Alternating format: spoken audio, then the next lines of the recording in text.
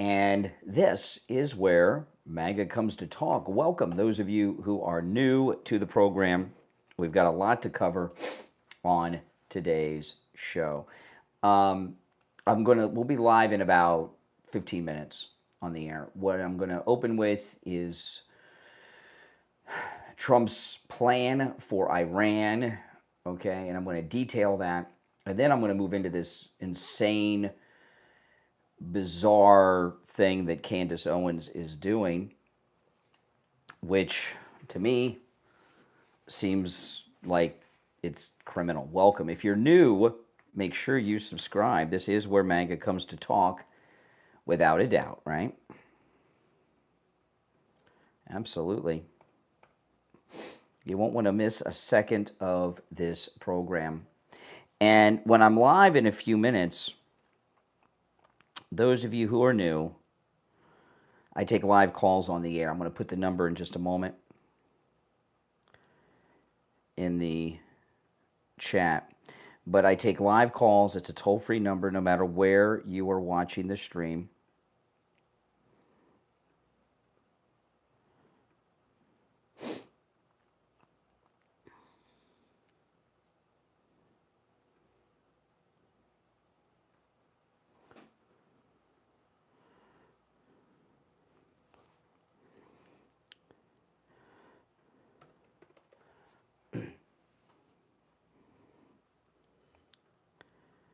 I've got to turn the air down. I'll be right back. It is hot.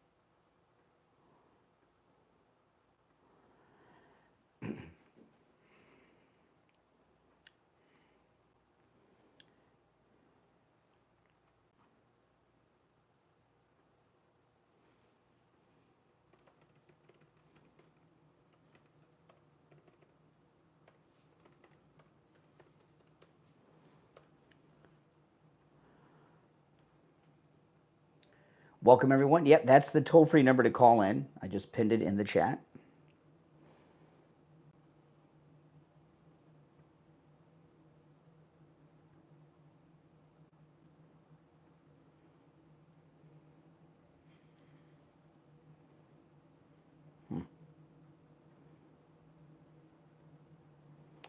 Let me ask you, what time did all of you wake up today? Have you been up all night? Or are you just getting up? Or you've been up for a while? Always curious about that with people. Maybe you're an overnight worker. Or it could be just you're in a different part of the world with different times. Because it's 5:51 a.m. here on the East Coast of the United States. Got up at 5.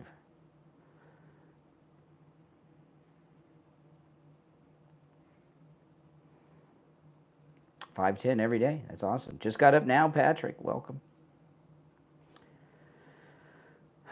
All right.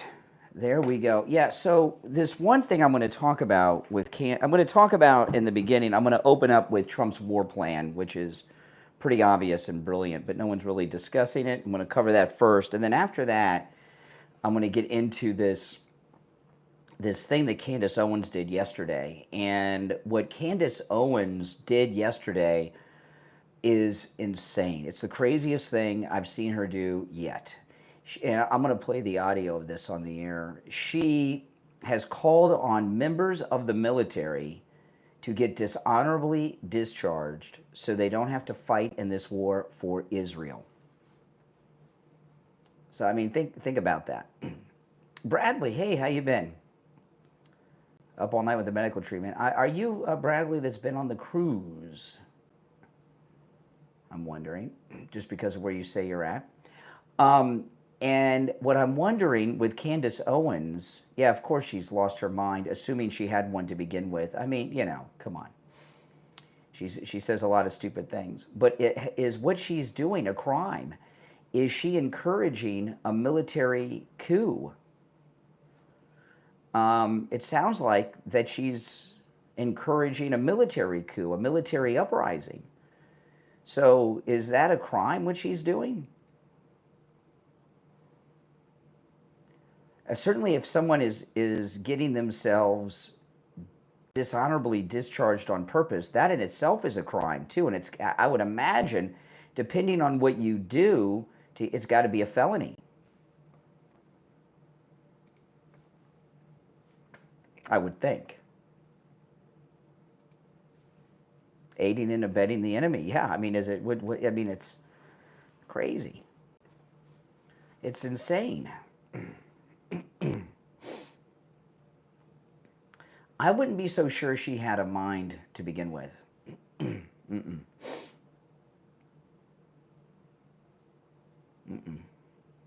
Now, if you're new to my channel, this is where MAGA comes to talk. Make sure that you subscribe, all right? You'll be glad you did, I promise. But I'm going to lead with Trump's war plans, and then we'll get into Candace.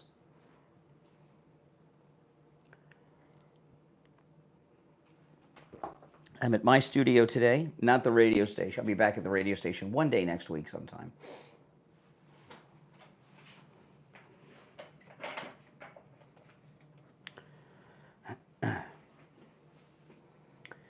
Yeah, she's may have gone over the line this time.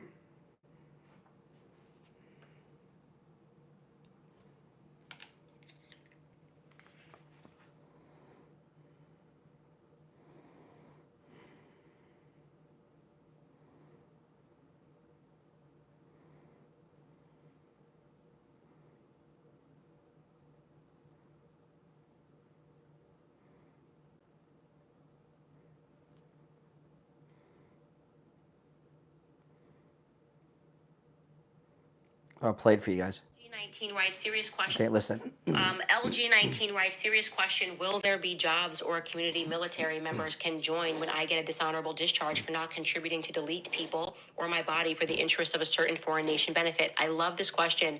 I do believe that if war in Iran is on the agenda, and that appears so, get dishonorably discharged. Who cares? Who cares? Why should you go die in a foreign land? You now have the benefit of 2020. You can see, think about those men and those women who died because they were pitched that they were serving their country because there were weapons of mass destruction, right? They were serving their country because the Taliban, they were serving their country, whatever, and these people gave up their lives. And ask yourselves, for what? And the answer to that question is for the elites. They're like toy soldiers. And I would have said a few weeks ago that Trump would never do that to you. He would never just throw you into an Israeli war. But right now, our planes are flying in the sky, and things are going nuclear. So I don't have that confidence anymore. And I'm comfortable with people being dishonorably discharged because the dishonor has come from our politicians.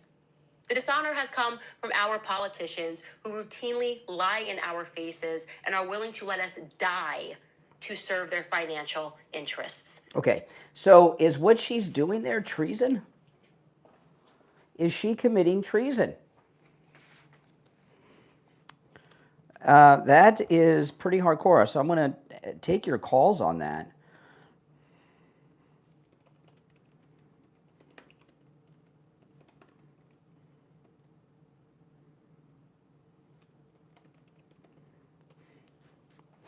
What are your thoughts, guys?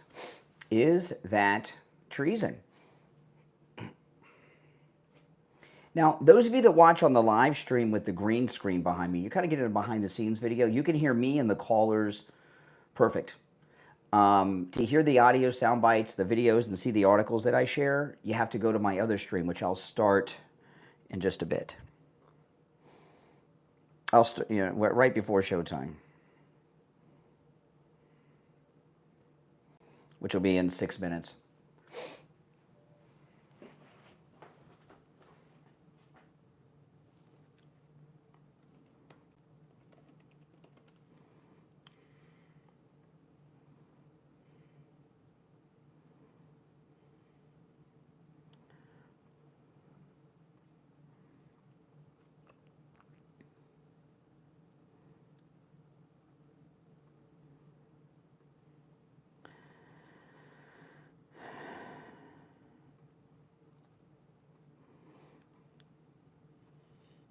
fact, I think I might lead with the Candace Owens thing.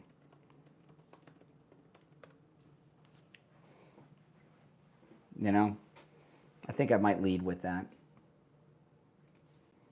It's pretty bad. It's pretty bad what she's doing.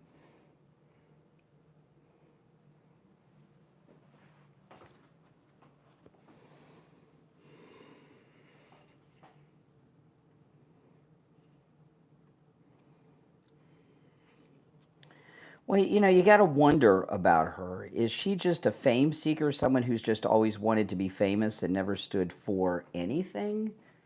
You know, it's hard to say.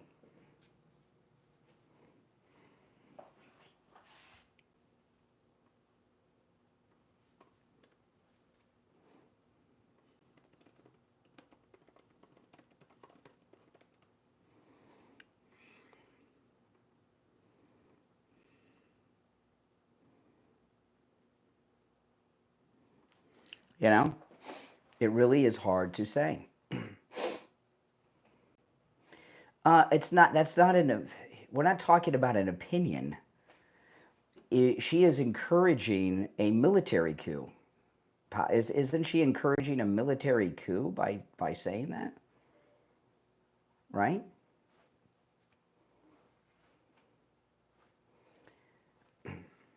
Well, you can't organize a military coup.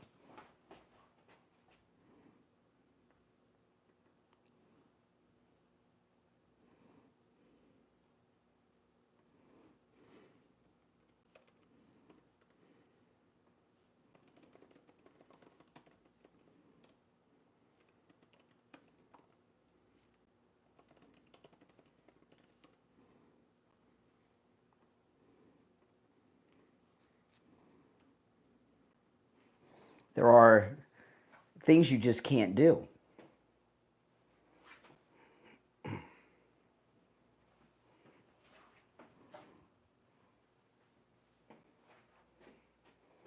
You don't have total freedom to encourage people to commit crimes and uprisings against the United States military and the president. No, there's something wrong with her on that.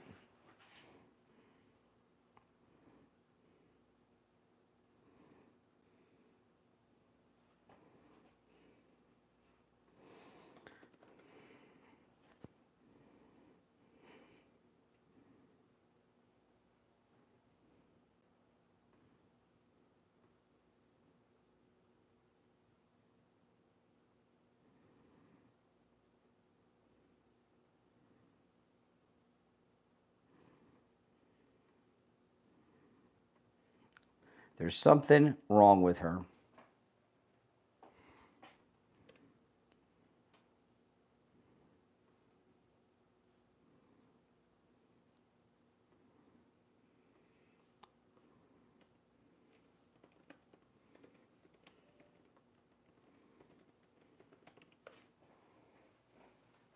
Candace Owens.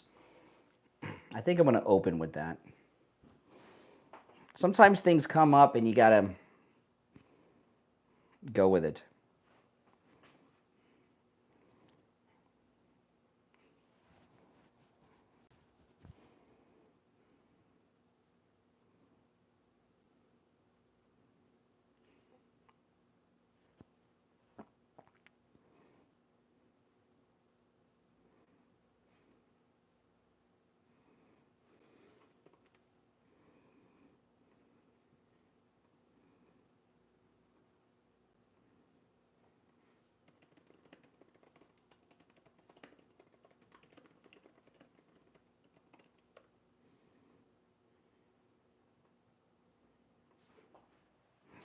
Okay, we got about a minute and we'll be live. Yeah, I'm going to lead with the Candace Owens story.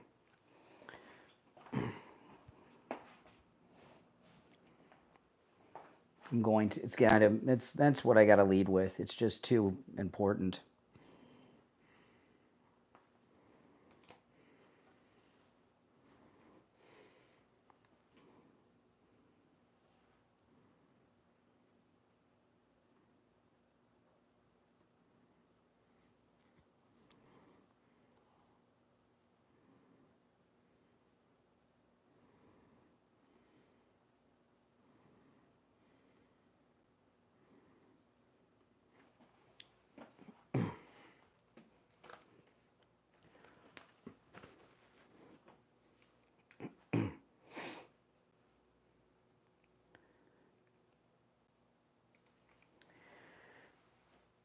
Welcome to the program, everyone. My name is Brian Craig. You are listening to Florida's longest-running radio show, the Steve Kane Show, on the radio since 1977, celebrating 48 years on the radio. Okay, this is one of those days where I got to change what I was going to lead with. Things come up, things happen. And we've got a lot that we're going to cover today. And what I'm going to talk about in a few minutes is, of course, President Trump's Iran war plans, which are absolutely just amazing. And I'm going to cover that in a few minutes. And the story that I'm going to open with today is something I was going to talk about later in the show. But the more I think about it, this is what I'm going to lead with today, and it involves Candace Owens. Now, Candace Owens has lost her mind, and she, on her program, she, I guess, was answering the question of one of her listeners on either a YouTube comment or an email. I'm not sure where the question came from, but she is encouraging, we all know she's anti-Israel. This is a well-known thing. It's been talked about since she was terminated from the Daily Wire. And since she left the Daily Wire, she's become more and more anti-Israel every time you tune into her, right? I mean, it's hardcore stuff she's saying. It's crazy. But it is America, and we have freedom of speech. However, that doesn't mean you have total freedom of speech, which is often misunderstood by stupid people who think like children. And you can say things that get you into all kinds of trouble. So I'm going to play what she said here for the first time, uninterrupted, in its entirety. And then I'm going to talk about it. Then I'm going to play it again. And I'm going to ask you guys some questions about this, and I'd like to hear your thoughts at 1-888-465-2631. It's a toll-free call no matter where you're listening, okay? This is Candace Owens. Listen.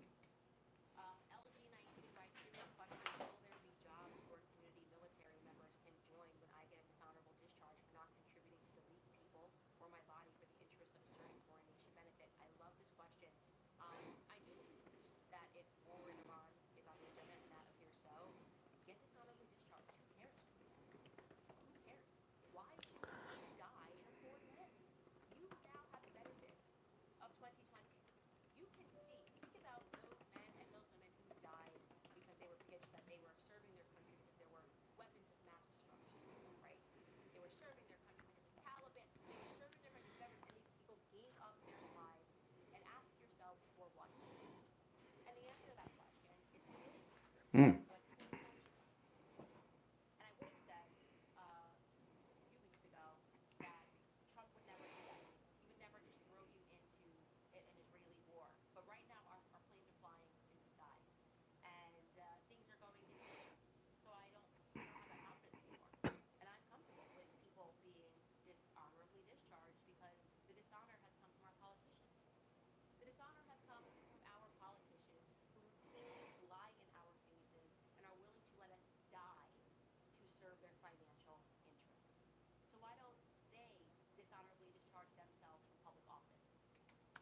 Okay, so I know it's crazy, isn't it?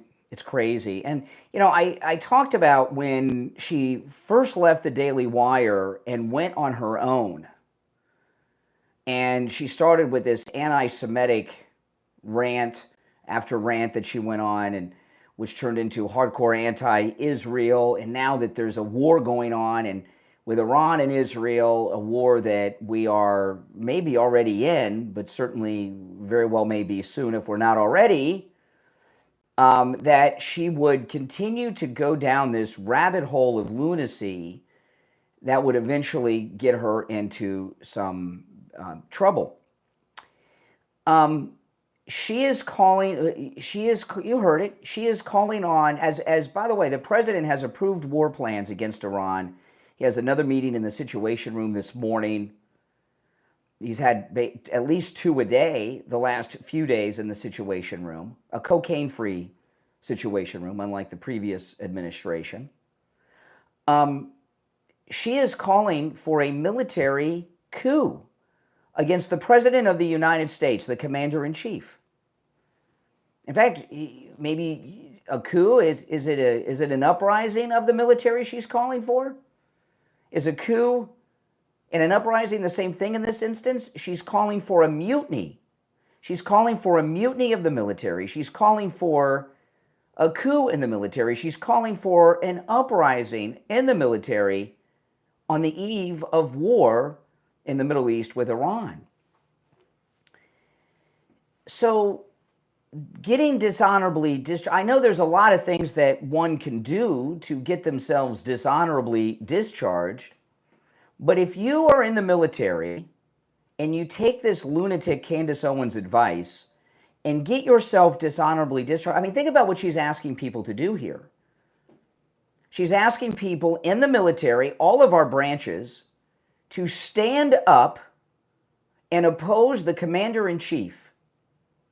If you're in the military and you stand up and oppose the Commander-in-Chief, have you not committed treason? I'm not a lawyer, and I certainly am not a military lawyer, but if anybody has any opinions or if you have some actual knowledge on such things, I'd like to hear from you. Also, your personal opinions on what Candace Owens is doing here certainly is welcome. But if you are getting yourself dishonorably discharged on purpose, she's asking people not just to rise up against the military, but to commit an act that would cause them to lose all veterans benefits that they've earned or are earning for the rest of their lives. And getting dishonorably discharged, how would you do that? How would you get yourself dishonorably discharged?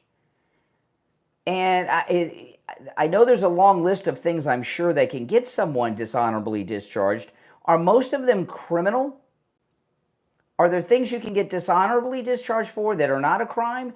And if you're in the military and you're getting yourself dishonorably discharged on purpose, the very act of getting discharged dishonorably on purpose has got to be a separate crime in itself, on top of whatever you're doing that is dishonorable and results in the original discharge. What is she doing here? Is she encouraging members of the military, Candace Owens, to commit treason? Is what Candace Owens is saying here, is this treason in itself as well? Now, during Vietnam, liberals had all kinds of crazy things, draft dodging, right? Fragging. They would talk about fragging. If you're not familiar with that, liberal anti-war lunatics during the war in Vietnam would encourage and advocated for soldiers to frag their officers. Look it up. It's insane. And some may say, well, they did that. There were no prosecutions of that. Maybe. I mean, I haven't heard of any. Maybe there weren't. But so what? That's 50 plus years ago. Over 50 years ago. We're talking about now. This is going on now. The president has approved war plans against Iran. The doomsday plane has landed in Maryland for the president. I think it's at least borderline criminal. It's at least borderline treason. And those who would take this sick, twisted advice of hers in the service to do this, there's no question they would be committing major felonies by standing up in this coup, this military. She's calling for a military coup. And this can be incredibly dangerous. What if people actually take this idiot up on her advice and do it? And they hold key positions inside the military. Key positions that are necessary for the military actions that President Trump may be taking soon against Iran. That elevates things too, doesn't it? it kind of fits into what we were talking about with Tucker yesterday. The new media has some flaws in it. And part of the flaw, by the way, draft dodging was a crime in Vietnam, if you remember. Jimmy Carter pardoned the draft dodgers.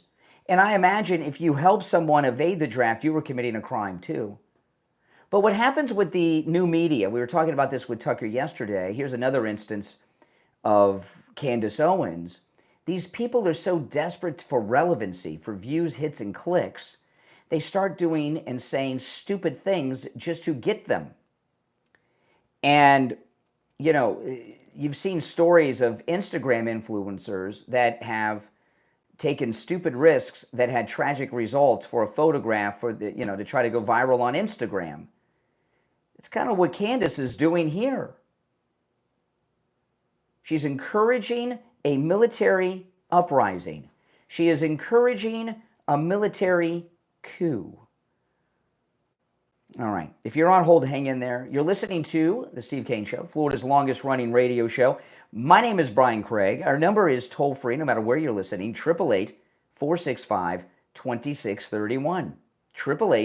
888-465-2631. We'll be back right after this. Yeah, for those of you watching on the video with the green screen, you can't see or hear all the audio and video. If you watch on my other stream, you can hear all of that. But I want you guys to hear this. I'm going to play the audio of Candace here during the break for you guys on the other stream. And if you're on hold, hang in there. We'll take your calls when we get back. LG19 writes, serious question, will there be jobs or community military members can join when I get a dishonorable discharge for not contributing to delete people or my body for the interests of a certain foreign nation benefit? I love this question. I do believe that if war in Iran is on the agenda, and that appears so, get dishonorably discharged. Who cares? Who cares? Why should you go die in a foreign land? You now have the benefit of 2020. You can think about those men and those women who died because they were pitched that they were serving their country because there were weapons of mass destruction, right? They were serving their country because the Taliban, they were serving their country, whatever, and these people gave up their lives. And ask yourselves, for what? And the answer to that question is for the elites. They're like toy soldiers.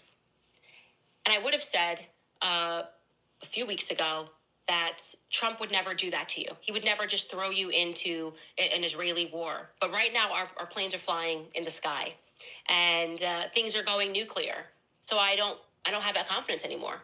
And I'm comfortable with people being dishonorably discharged because the dishonor has come from our politicians. The dishonor has come from our politicians who routinely lie in our faces and are willing to let us die to serve their financial interests. So why don't they dishonorably discharge themselves from public office? Okay. So, yeah, she has no problem with people committing crimes and taking all these risks that she's not taking. Your thoughts, and that's the clip. So I'd like to hear your thoughts on that. Give me a call. It's crazy what she is talking about too. It's crazy. Completely insane.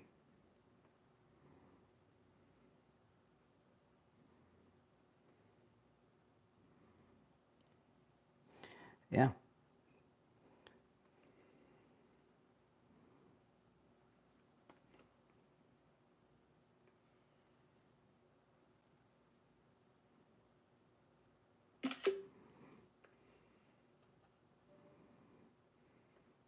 Completely insane.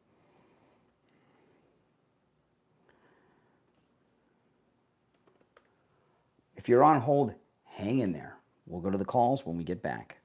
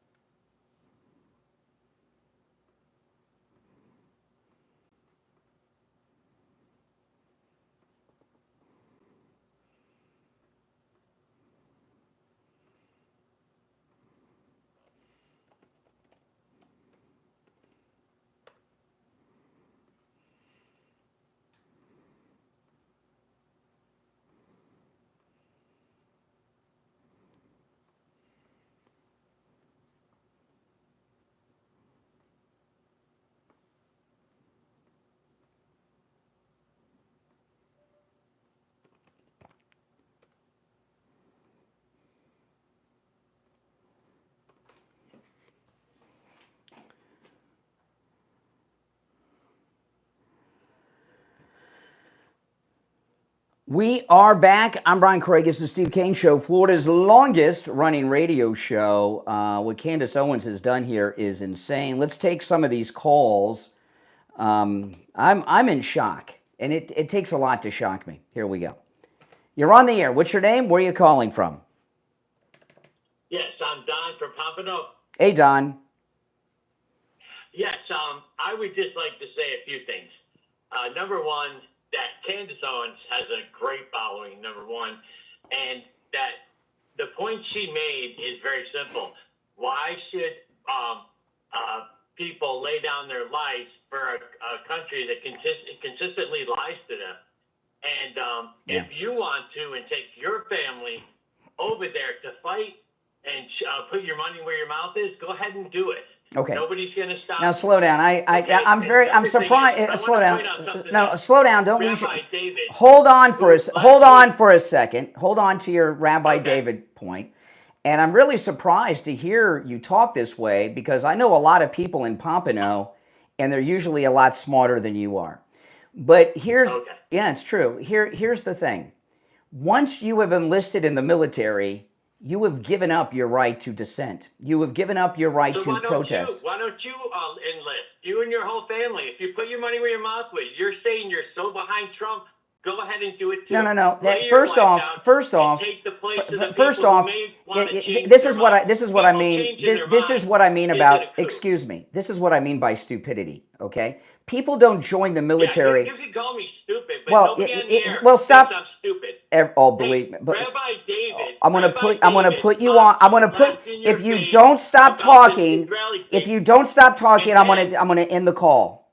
I'm trying to have a conversation with you. You're gonna have to hang up. Okay, well, I am gonna hang up then. Okay, I'm trying to have a conversation, but only one of us can talk at a time, and I didn't want to let him go, but he wouldn't stop talking. One thing he said, well, why don't you go and die? People don't join the military, and we don't send people off to die, okay? That's part of his stupidity.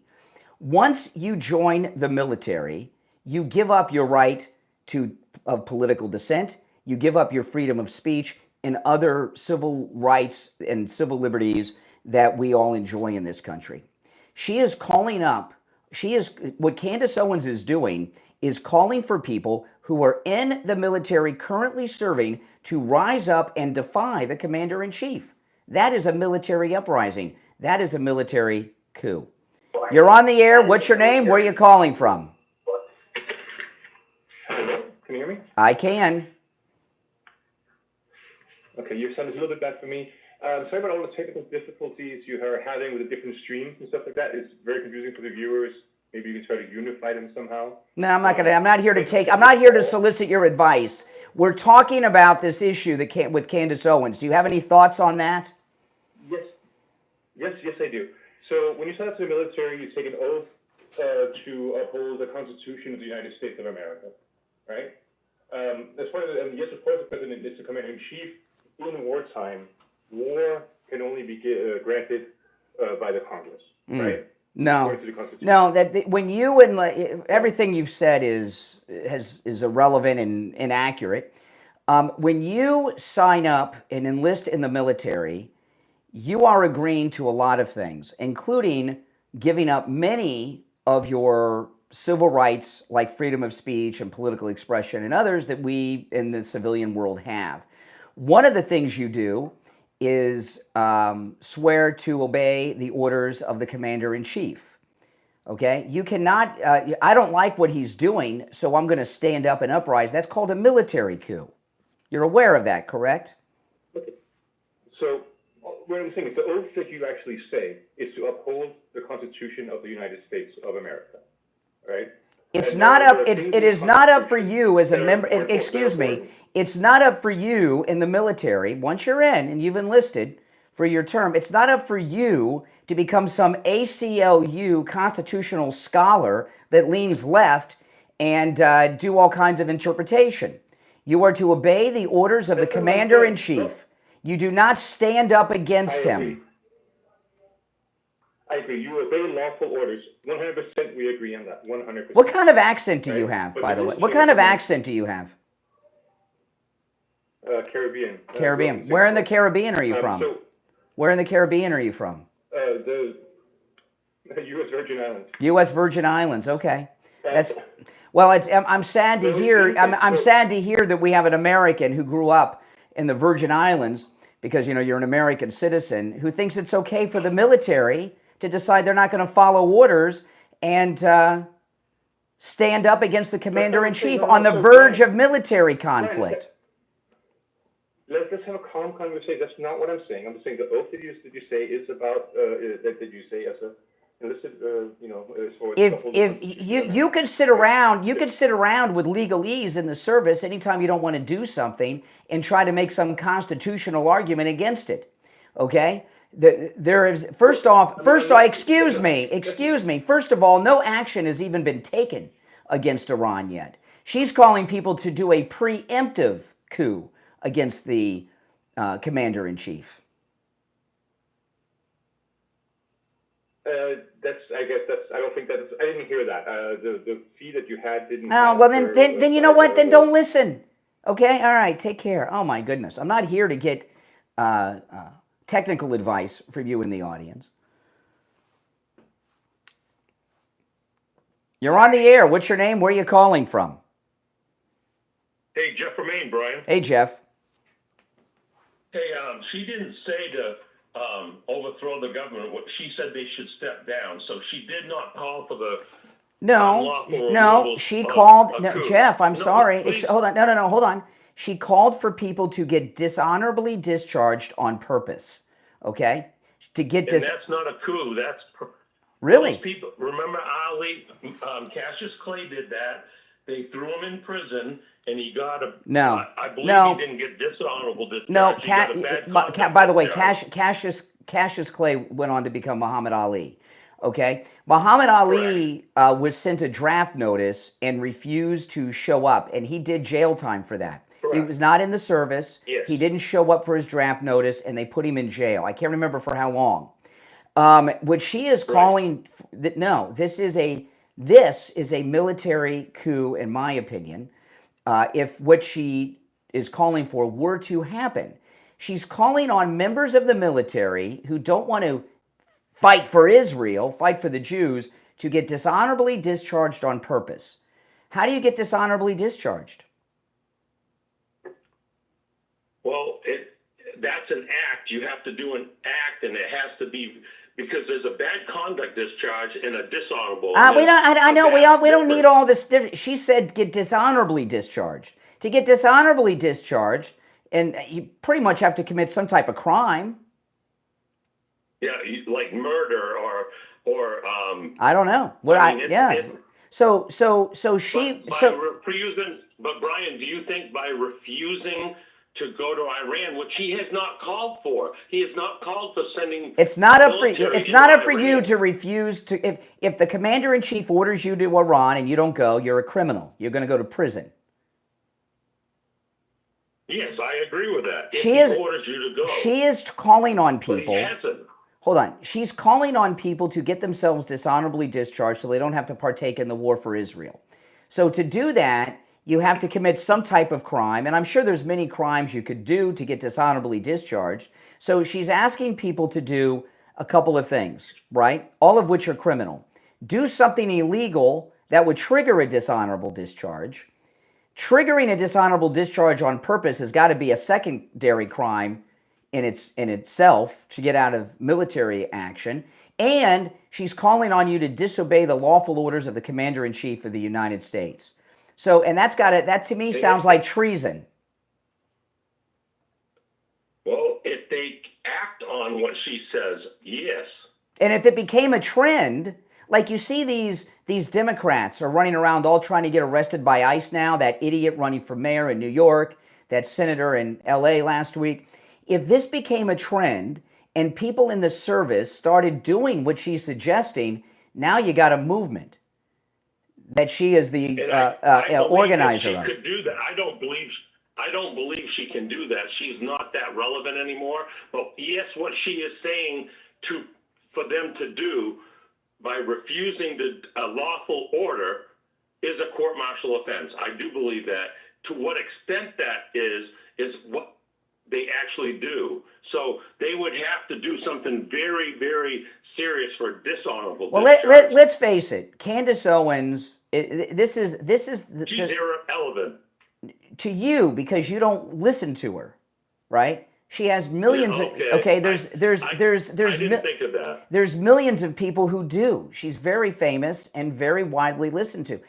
Listen. This is to sum up Candace Owens. She hates Jews, okay, and her hatred of Jews is rotted her brain. It's like Trump derangement syndrome, and it's rotted her brain. And now she is trying to inspire or suggesting a military uprising against President Trump, because he may order the military to do things to help the Jews in Israel, and she hates Jews, and she's trying to obstruct that. What she's suggesting may very well be borderline treason, in my opinion. And when it comes to that point, wouldn't our DOJ file charges against her? I don't know. In fact, does it? I don't know. Yeah. I don't know. No, this she did it. I just played it for you. She's trying to incite, she is attempting to incite a military coup. I just think she hasn't reached that level yet, but that's my opinion. Cassius Clay, Muhammad Ali, was not in the service. He got a draft notice and he refused to serve, and he went to jail. And he might have gone to jail for a year. He went to jail for a while. I don't remember how long, but he went to jail for it. I think they put him in the federal prison for a period for that. But he was not in the service yet. And he probably also, because he was Cassius Clay, even though he wasn't Muhammad Ali, was still famous, and he probably got a little bit of a lighter sentence than a regular person because of the high-profile nature of who he was. But I agree with you, Brian, that once you raise your hand to the oath, that you have to follow all lawful orders, because sometimes somebody could give you an unlawful order, and you can refuse.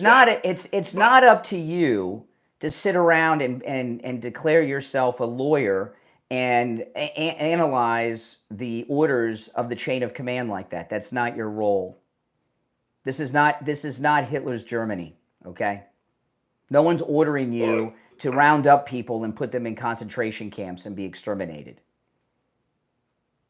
Hey, Jeff, I'm late for the break. I got to run for the break. I'll give you the last word. Okay.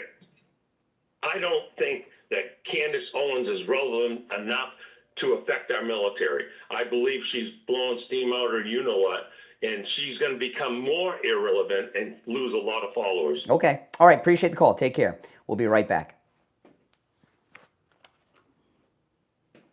And let me play this again for the people watching on the green screen.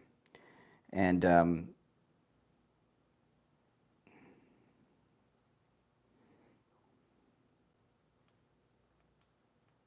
honorably discharge themselves from public. let me rewind. LG19 writes, serious question, will there be jobs or community military members can join when I get a dishonorable discharge for not contributing to delete people or my body for the interests of a certain foreign nation benefit? I love this question.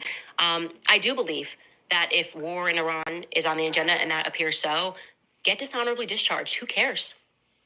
Who cares? Why should you go die in a foreign land? You now have the benefit of 2020.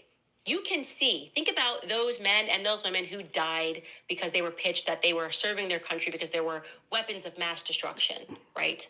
They were serving their country because the Taliban, they were serving their country, whatever, and these people gave up their lives. And ask yourselves, for what? And the answer to that question is for the elites. They're like toy soldiers. And I would have said a few weeks ago that Trump would never do that to you. He would never just throw you into an Israeli war. But right now, our planes are flying in the sky, and things are going nuclear. So I don't have that confidence anymore, and I'm comfortable with people being dishonorably discharged. Nice of her to be comfortable with people committing crimes, maybe going to prison, losing all their veterans' benefits. I'm glad she's comfortable with people taking such a risk.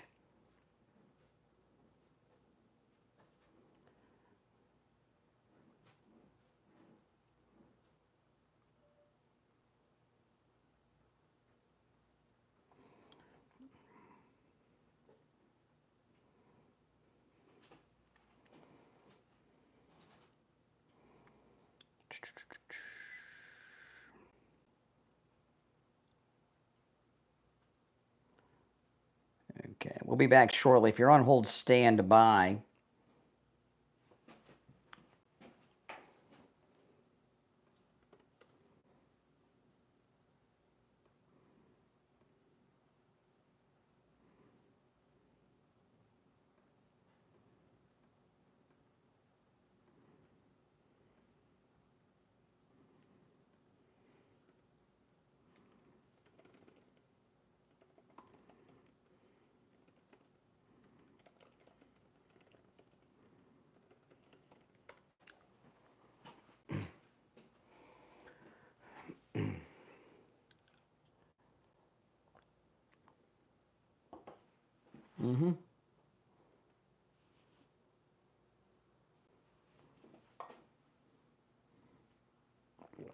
We'll be back in 1 minute.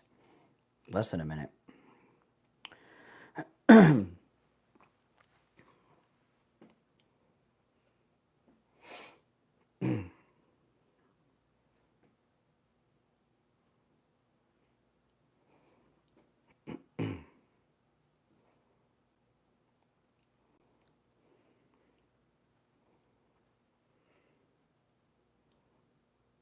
I think it's disgusting. Disgusting.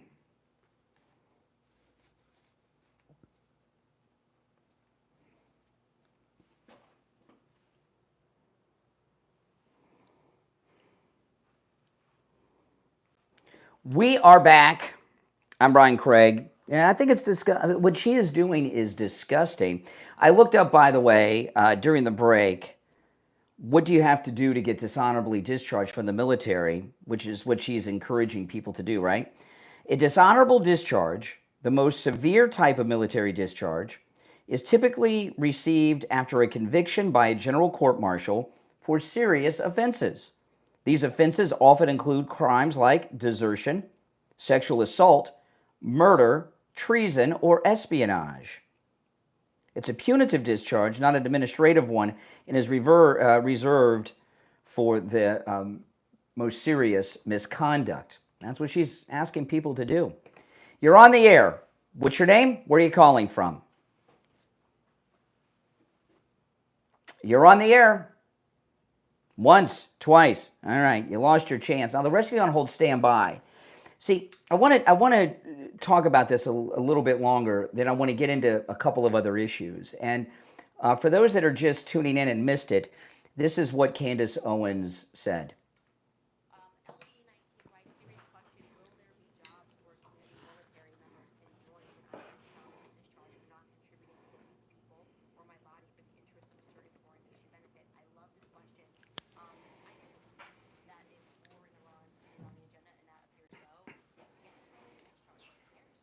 Who cares, right?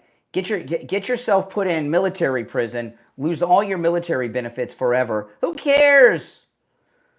Wow, what a nice person she is.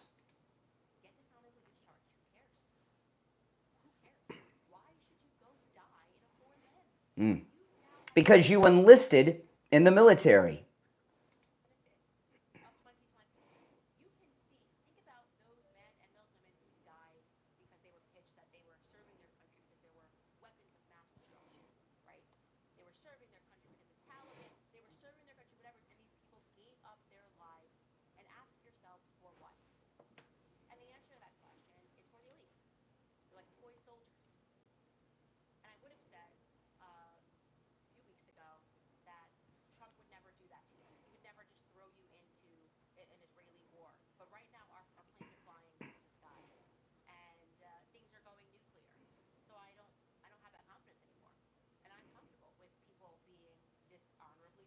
Oh. The dishonor has come from our politicians. The dishonor has come from our politicians who routinely lie in our faces and are willing to let us die to serve their financial interests. So why don't they dishonorably discharge themselves from public office? Okay, wow.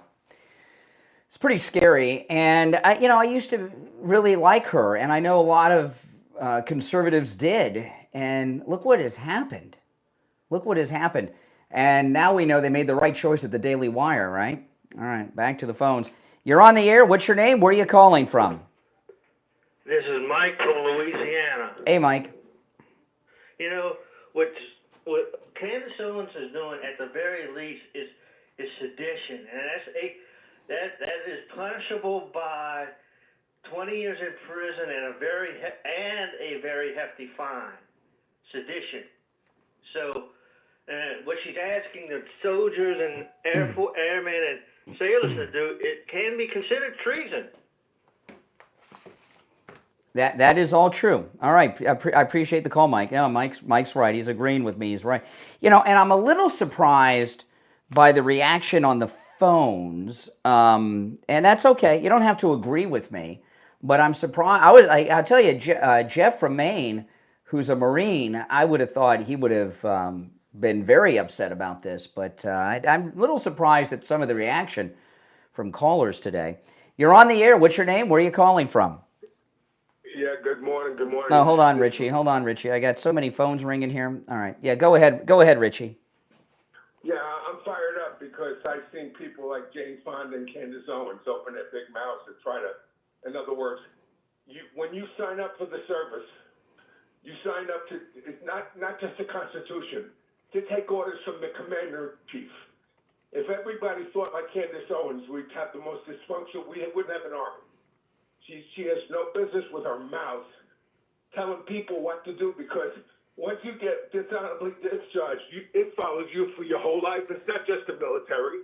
They ask you on applications.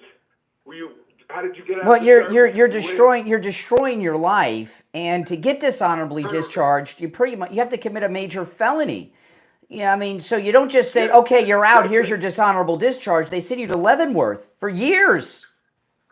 And Muhammad Ali, by the way, was a conscientious objector, and he turned to becoming a Muslim only just when he got the draft notice. That's right. Just before, when they were just, so he copped out, and everyone made a hero out of it. Deserved. I gotta tell you, Richie and I rarely agree on important things. Okay, but we are now, and I hear the passion because you're a Vietnam veteran. I'm hearing these people. I'm very surprised at the reaction of the audience today. Though if they don't want to follow the lawful orders, or they don't want to fight for Israel, they shouldn't have to. Well, that's crazy, Richie. There were people like that when I got off of the plane that used to spit at us because they disagreed with the United States. It's not up to Miss Candace Owens to make foreign policy. It's not up to her. She's got that microphone. Let me say this about her, okay? First of all, Ben Shapiro. You might not like him. He talks very fast. But my God, I know why you fired her now, boy. I'll tell you, I'd fire her in 2 seconds, so would you. Here's the thing. Here's the thing. They give me this microphone, right? Steve, the radio station. They don't just give you a microphone to be a lunatic. You get a microphone and you have a voice and a platform. You reach a lot of people.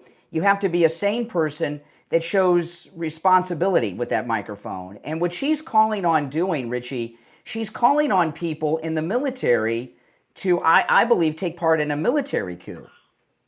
Hanoi Jane in World War II. Anyone will tell you, I'm surprised that Jeff basically was trying to defend her in a way, because what Jeff was saying, well, she's not committing treason right now. No, neither was Hanoi Jane. And she was Japanese. Neither was Jane Fonda.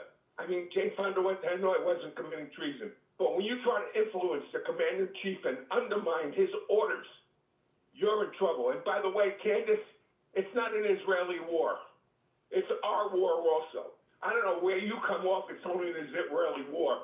And you keep throwing up Afghanistan and Iraq, separate commander-in-chiefs. She's disgusting. This is dangerous. In the military, you saw. Did you watch the parade the other night? Absolutely. They tried to say that he was like a dictator. Yeah, and some of those soldiers, a lot of those soldiers couldn't march properly, and some of them were overweight. The military is full of people that came in under Biden that are woke and hate Trump, and they could hear something like that and actually act on it. Let me say this real quick. Pete Hegseth yesterday got in front of Congress, the Secretary of Defense, and that one from Hawaii, You talk about a stupid woman that's a senator of the United States and opening her mouth and coming out with the most disgusting, vile statements against the military, against Trump. It's just gross. It's You know, gross. I can hear you. You're so upset about this, Richie. You're like out of breath. Oh, yeah, it's Vietnam all over again with people like Candace Owens. You know, I mentioned earlier at the beginning, during the war in Vietnam, and just because these things happened and people got away with it doesn't mean it's okay to do it now. They were talking about these anti-Vietnam War people weren't just encouraging people to commit the crime of dodging the draft. They were encouraging people to frag their officers, which means use a grenade and kill their officers. And yeah, I mean, come on. Terrible. She's just saying, it's like reliving a horror story. When you go to fight for your country, you're fighting, and you're not. She Everybody could, that's in there you know. doesn't. I bet you, I bet you've never. I bet you don't watch Jane Fonda movies. No, I hate her guts. And isn't she borderline Jane Fonda here? Borderline. She's Jane Fonda reincarnated in a. Let me say this to you. She's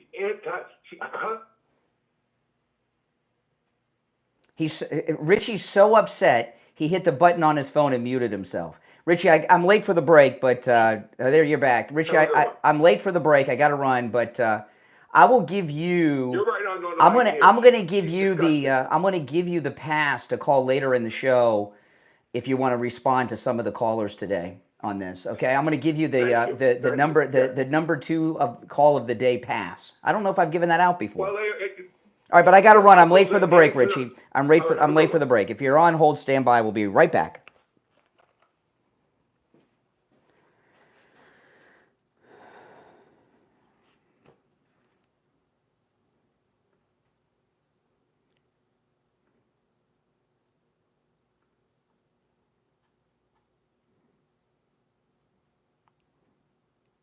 If you're on hold, hang in there.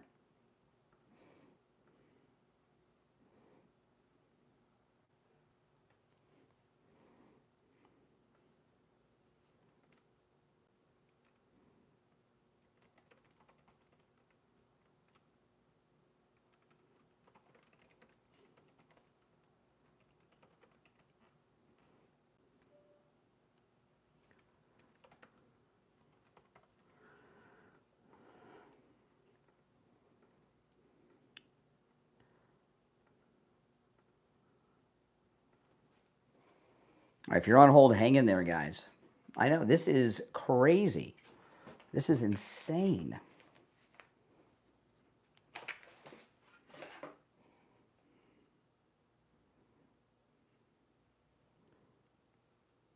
We'll be back shortly.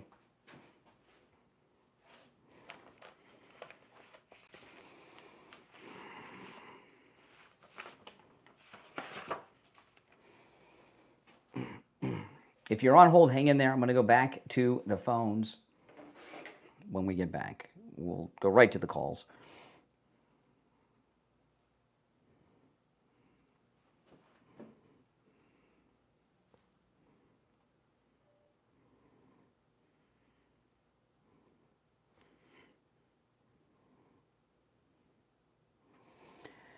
If you're on hold, stand by.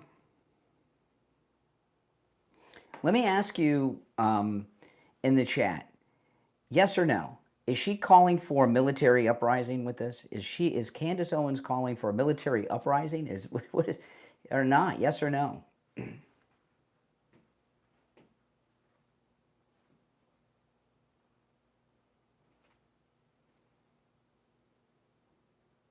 Oh yeah, I agree with Richie. When you could hear, he was out of breath. He was so upset. That's why I gave him the 2 call a day voucher, which I don't think I've ever given to somebody before. Maybe, but I don't remember. This is an important issue.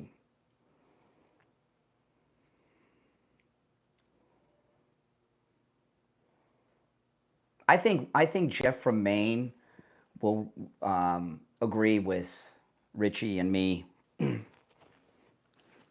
Because I think some of Jeff and Maine's position was he doesn't follow her or watch her, so he doesn't realize what her following is.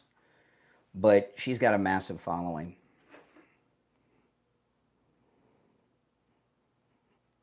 Okay, less than 30 seconds. This matters. The military rising up against President Trump, when we're on the verge of a military conflict, it matters. If you want to call in, the toll-free number is pinned in the chat.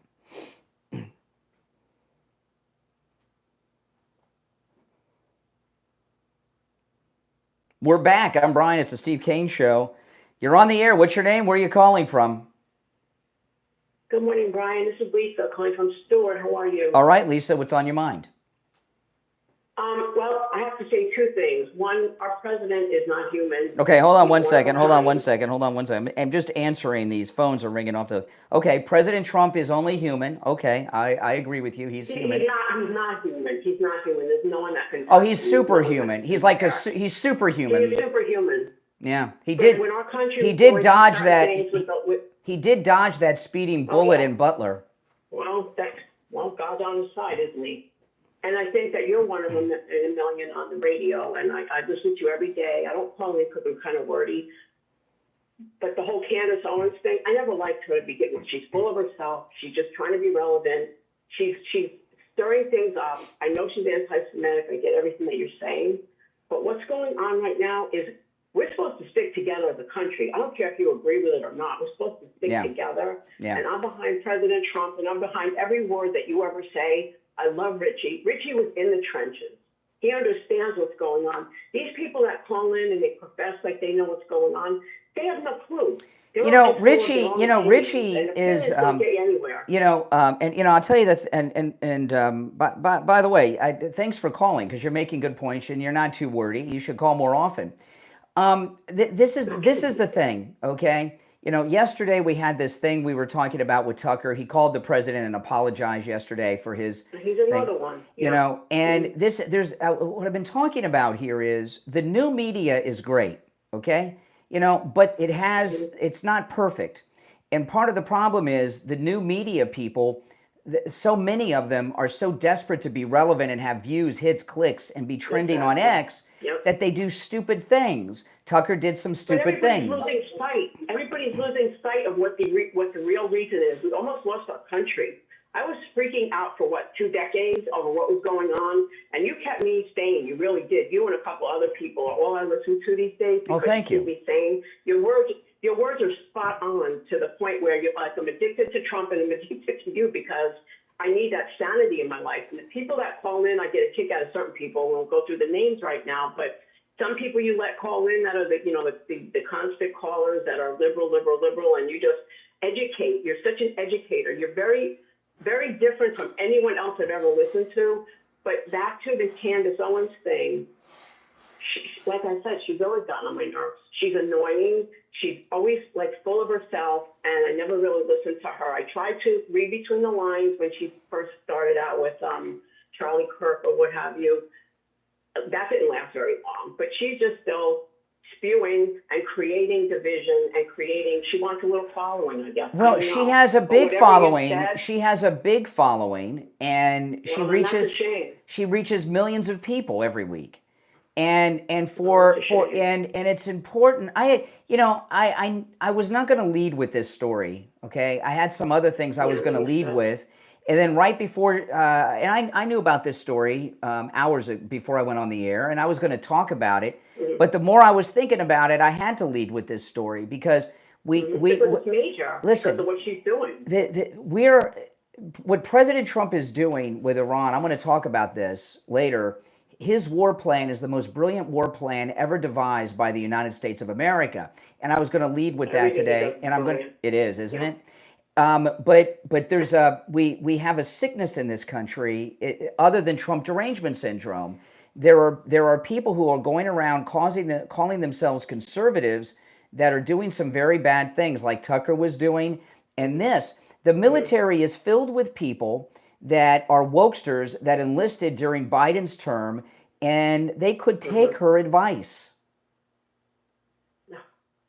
well, they'll have to deal with the consequences, won't they? Well, that's right. And, I just have to say one more thing, because right before Trump decided to run, and I was praying for divine intervention. I swear those are the words I said. We need to get back to basics. We need to get back to old-fashioned values.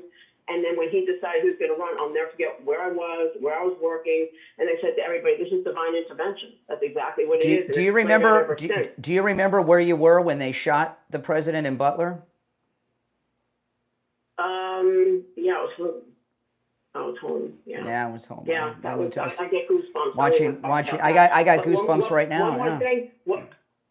Yeah. And also, I started because I love him so much, and I just, for some reason, went back to watching The Apprentice. I'm addicted. To think about his thought process, the way he treats people, he's just kind. He just, the way his mind just works like, it's unbelievable. And your mind is, I don't want to compare it because I don't think there's anybody comparable to him. No. But you're so well thought out. You're so well thought out. And you think of things on 16 different levels that most people don't think that way, and that's why. No, I appreciate that. The way it is. I appreciate. All right. Well, listen. Call again. Take care. From you said you're calling from MAGA Martin County. All right. Take care. All right. You're on the air. What's your name? Where are you calling from? Good morning, Conservative Doug. Hey, Doug. First I just got to tell you something quick. I looked into this idea that America is not supposed to take out any foreign leaders.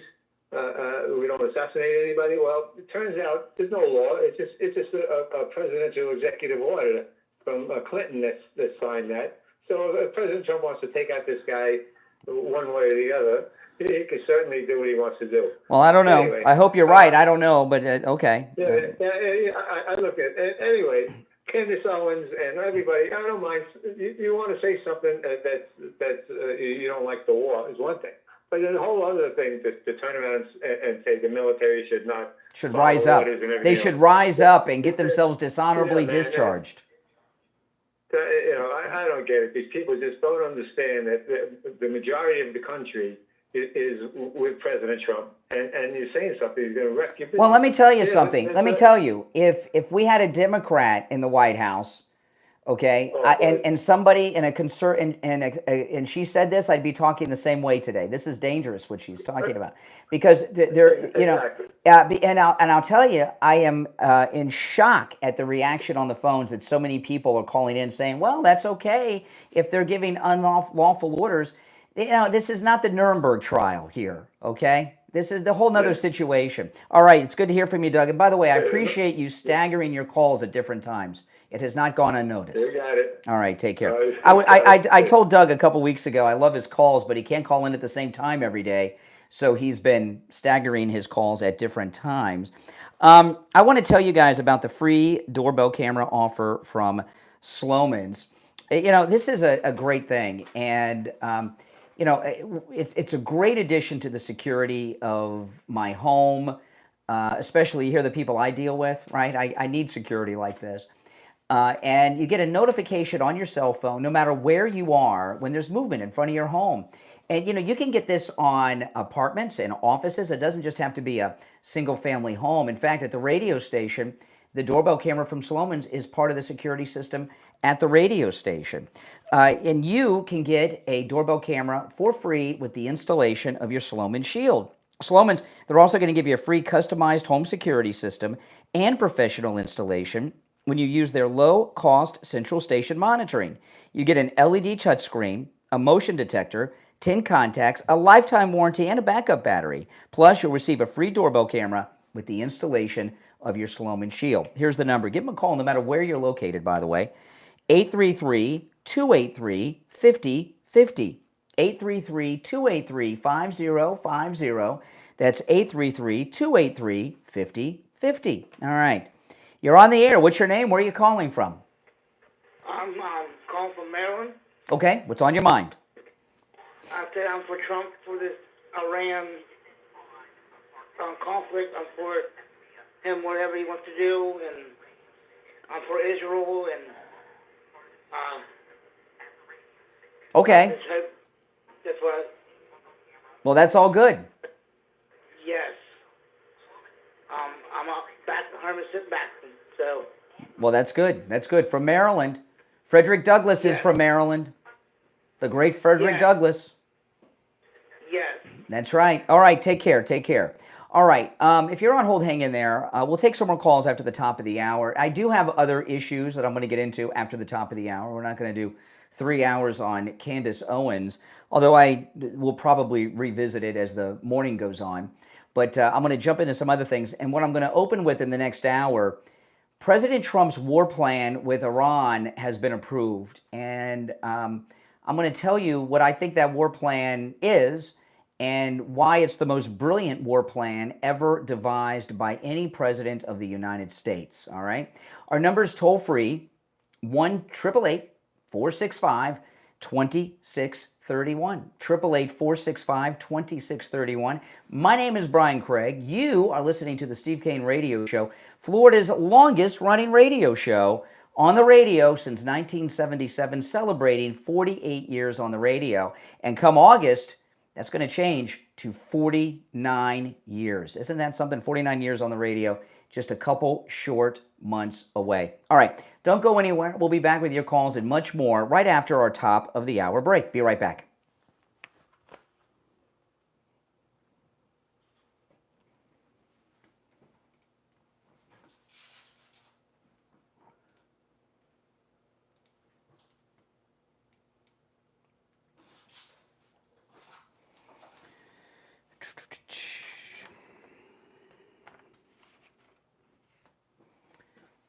Great calls today. I do appreciate the calls. Great calls.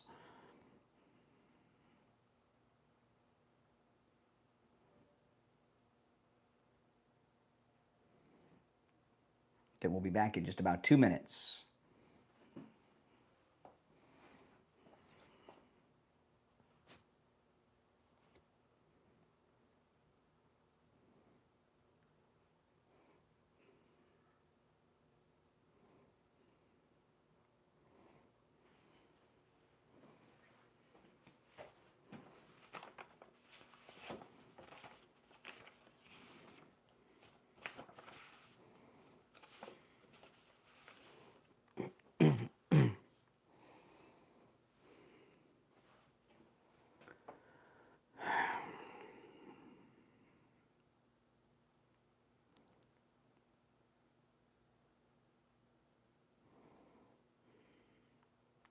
We'll be back in about 1 minute, guys.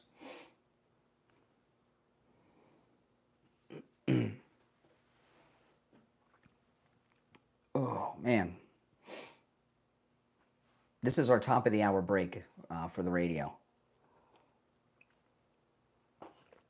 We'll be back in about 40, 50 seconds if you're new. If you're watching on the live stream with the green background, if you watch my other stream, you get to see the effects of the green screen, right? You get to see the video, the articles, and everything. On the green screen, you get to hear me and the callers perfectly, but for the green screen effect, you got to watch my other stream. Here, you get kind of like a behind the scenes. And the number to call in is pinned in the live chat if you'd like to call in.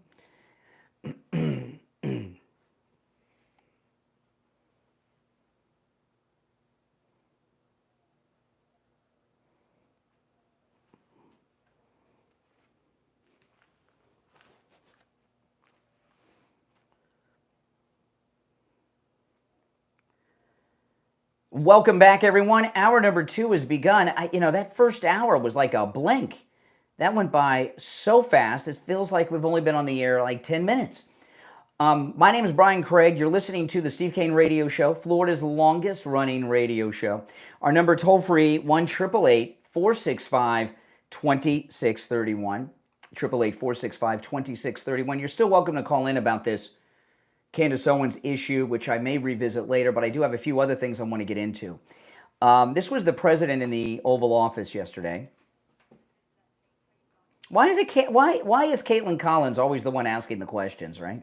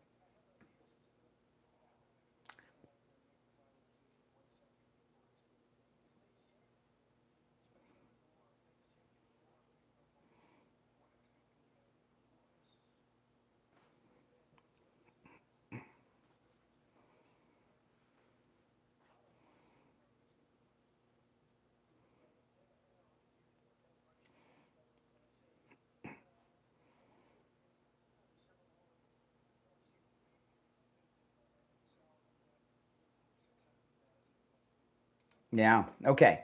So he went to the Situation Room yesterday, and then after that meeting, we found out he approved the Iran war plan for the United States.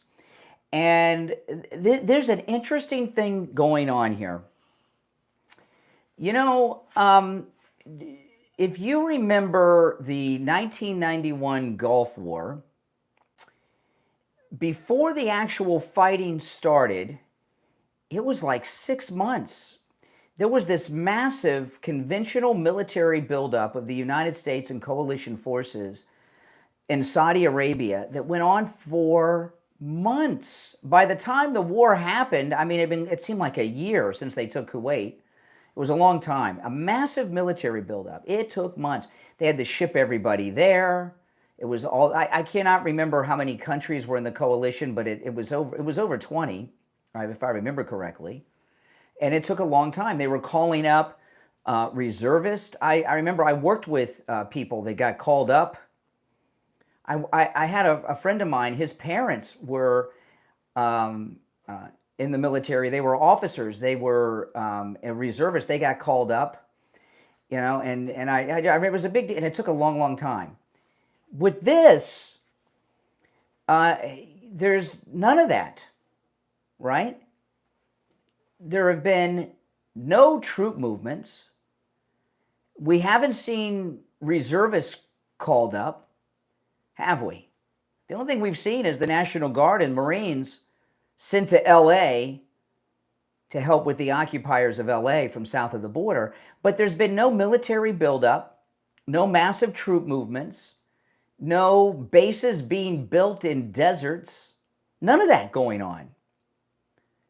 So what's going on here? Well, just following everything, what President Trump is doing is attempting to do something that no other president has ever attempted to do, because the other presidents are corrupt in bed with the donors. There has been a massive media buildup. I give you a great example. Yesterday, huge story. The Doomsday plane landed near D.C. yesterday, and the story was it's the first time it's been seen in the D.C. area since September 11th. And I was not even aware of the Doomsday plane. I know everybody and their brother, oh yes, the Doomsday plane. You know, they read the story and they did a Wikipedia search. It looks like it's a different Air Force One is really what it is. It is the U.S. It's the Air Force One that is used by the President of the United States when there is a nuclear conflict going on. And it can hold not just the President, but the Secretary of Defense, Joint Chiefs of Staff, and it's meant to keep continuity of government. It has something that I didn't even know existed. It has some type of EMP shielding. It has the ability to withstand nuclear explosions. It flies higher than the other regular Air Force Ones. By some reports, it flies on the edge of outer space itself. It can fly forever because it can be refueled in the air, and it has enough supplies to last a super long time. And it also has a more advanced communication system than the regular Air Force One. So why all of a sudden, for the first time in 24 years, are we seeing the Doomsday plane near D.C.? What's that about?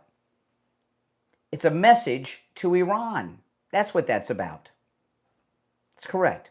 It's a message to Iran. And there's other things that the president's doing. Did you watch this incredible raising of the American flag on the Trump flagpoles with the construction crew installing the flagpoles yesterday? That was beautiful, wasn't it? He was standing next to Marjorie Taylor Greene's boyfriend, Brian Glenn. So anyone out there who thinks that Marjorie Taylor Greene is on the outs with the president, her boyfriend, Brian Glenn, was standing next to the president, and you could tell they're best buds by the way President Trump was interacting with him. So Marjorie Taylor Greene's cool. She's in the loop. Don't worry. But he was talking about Iran quite a bit there, and he said they called him, and they wanted to meet. And he said, it's a little late. It's too late. Day before yesterday, we got the stories that the B-1 bombers are on the ground, fueled, and the ones that have nuclear bombing capability also have been loaded with the bunker bombs, the biggest ones in existence, that are so big, Israel does not have a plane that can drop them, only we do. And there's some other stories too, but if you notice, there's a lot of stories coming out that President Trump, and even his own words, are talking about the annihilation of the government of Iran.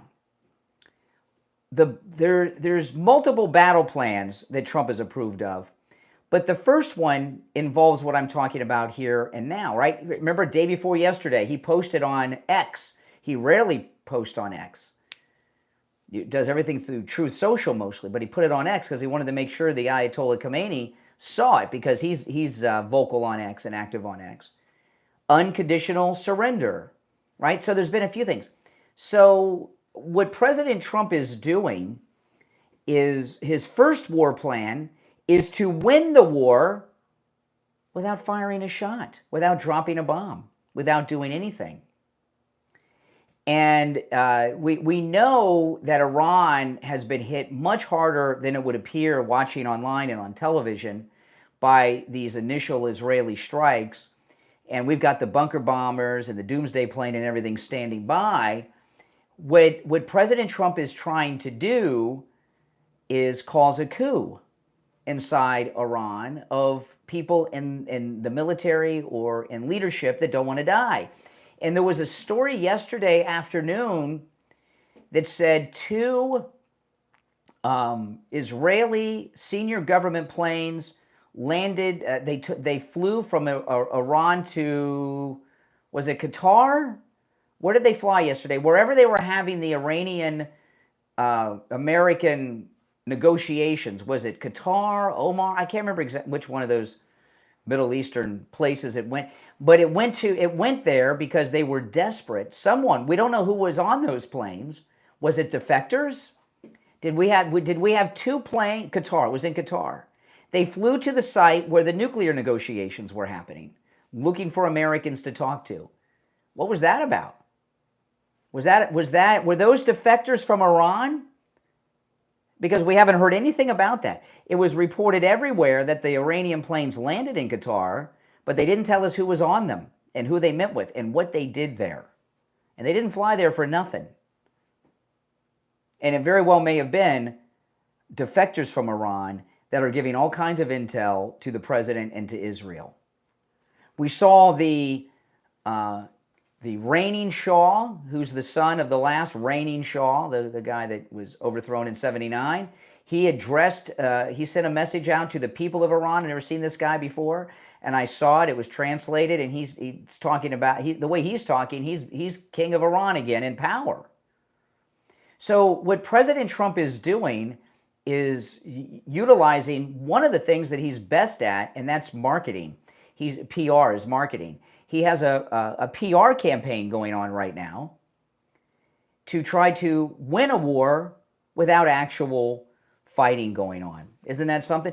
And like I say, you don't see any mobilization of troops or Marines or anything. Now, I got to tell you guys, this is going to be here and over before you know it, so you want to take advantage of this. I'm talking about this incredible 4th of July special going on at Coastal Weight Loss Secret. Now, you guys know my amazing story. I've lost over 35 pounds with Coastal Weight Loss Secret, and you can see, those of you who watch me on YouTube, you can see it. I've lost a lot of weight, and those of you that were with us on Inauguration Day at our inauguration event at Wings Plus, I've seen some of those photographs, and my face was round. Now I've got my chin back, I've got my jaw back, I got my neck back. It's amazing. And by the way, I've got a flat stomach. I mean, this is like, I got the body I had back in 95, 94 again. It's nice, thanks to Coastal Weight Loss Secret. And their July 4th sale, which ends on July 7th, is 20% off. for new clients. So give them a call. Take advantage of this 20% off offer. And, you know, we've had listeners from all over America call Coastal Weight Loss Secrets. So no matter where you're located, you can take advantage of what they have to offer and this incredible special. Here, give them a call. When you call, make sure you tell them you heard about them on the True Oldies channel. 561-247-6300. 561-247-6300. And online, coastalweightlasssecret.com. Call us on hold, stand by. We'll be right back.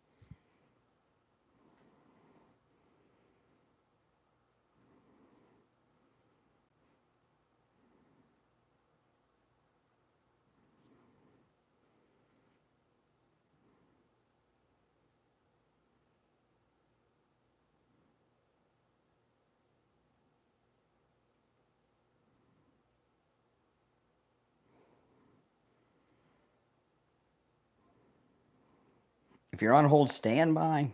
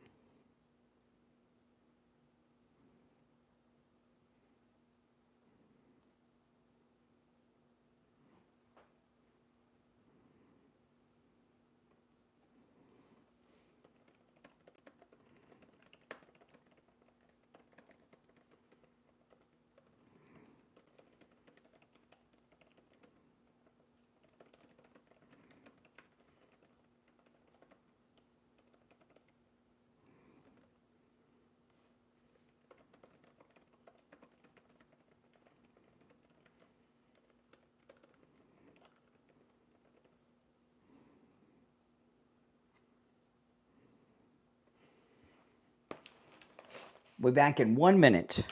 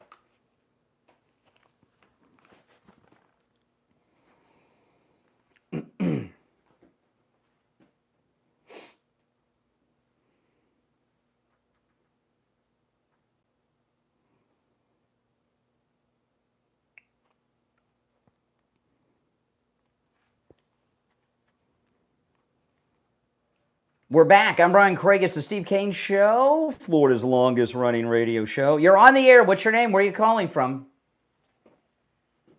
Hi, my name is Jessica, and I am from Pennsylvania. All right, Jessica in Pennsylvania. What's on your mind?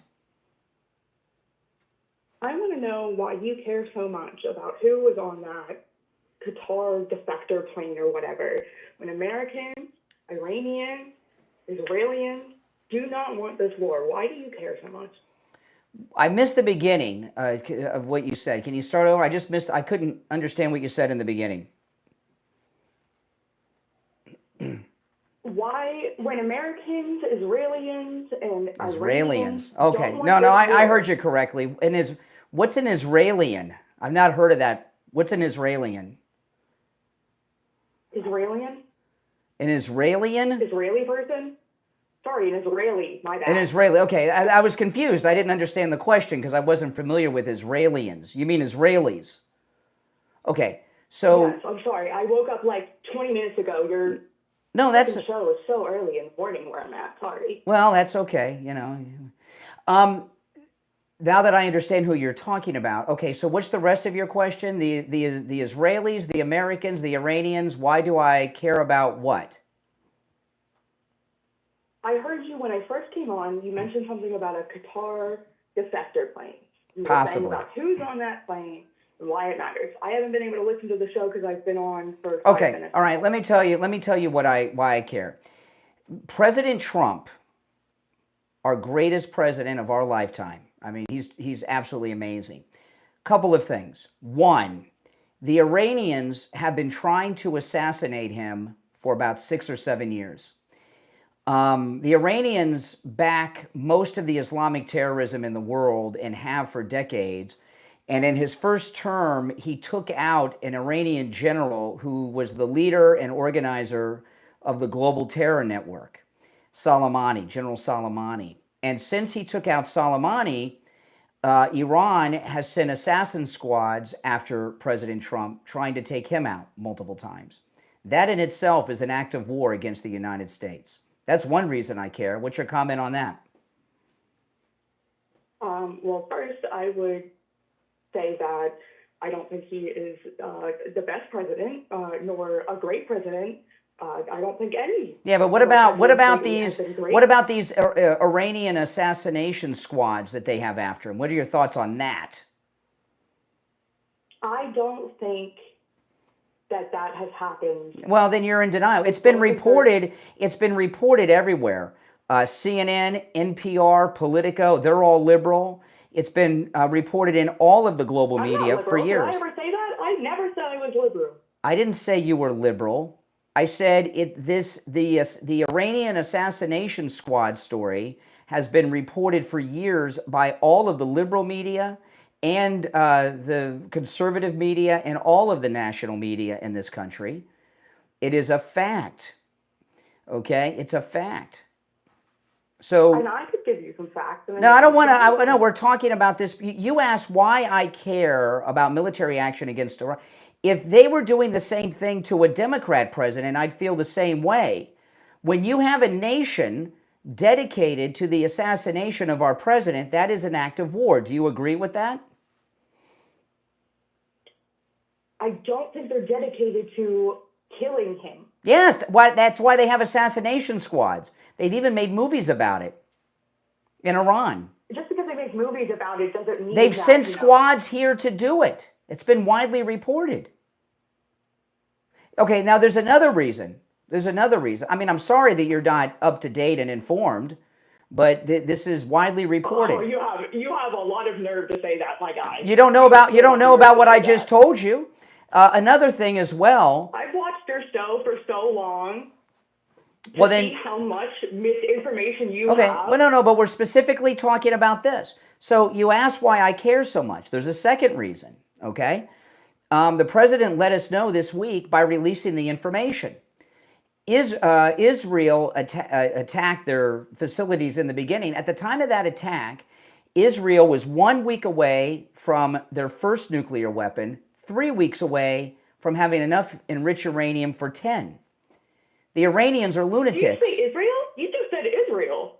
I said Look away Iran. from doing Well, then all if that. I said when No, Israel, you said Israel, man. You said Israel. that's called misspeaking.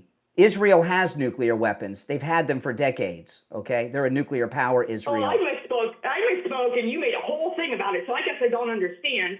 I You know Iran it's no. I didn't understand what you were talking about when you said Israelis. I didn't know what you were talking about. I'm sorry. I asked clarification. Now, Iran was a week away from their first nuclear weapon, 3 weeks away from having 10. They are crazy people. You cannot allow crazy people to have nuclear weapons. That's the second reason. We have nuclear weapons. We're not crazy. We are crazy. What the hell do you mean? When's the last time we used one? We were crazy. We've had nuclear weapons before anyone, and we haven't used them since 45. 80 years. We haven't used one in 80 years. We are responsible. We're not. You're comparing Trump to the Ayatollah Khomeini?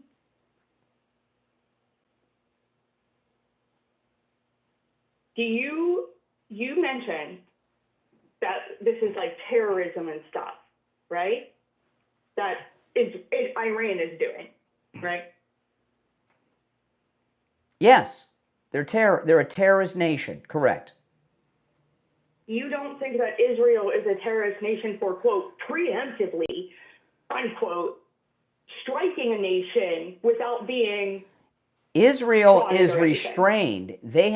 Israel has hundreds of nuclear weapons. They've never used them. They could. They don't use them. So no, Israel is restrained in what they do, or they would have nuked Iran 20 years ago. That's not true. And if you go 30 years back, you can watch Netanyahu say every single time that Iran has multiple nukes, they could have 3, they could have 10. No, he never said they had multiple nukes. He never. If you then you saw then you. Let me speak. Let me speak. He did not say they had nuclear weapons. For 30 years. Let me speak. Oh boy.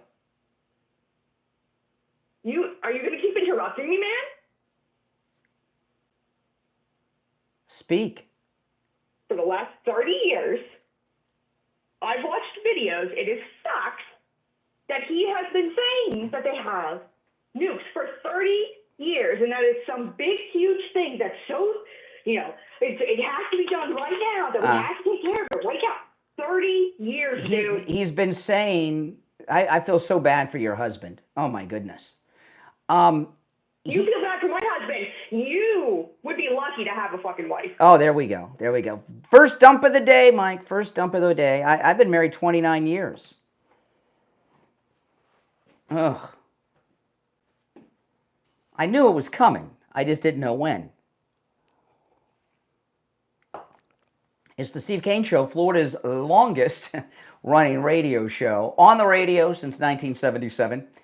Celebrating 48 years on the radio. Our number is 888-465-2631. If you're on hold, stand by. We'll take our bottom of the hour break and be right back. Oh my.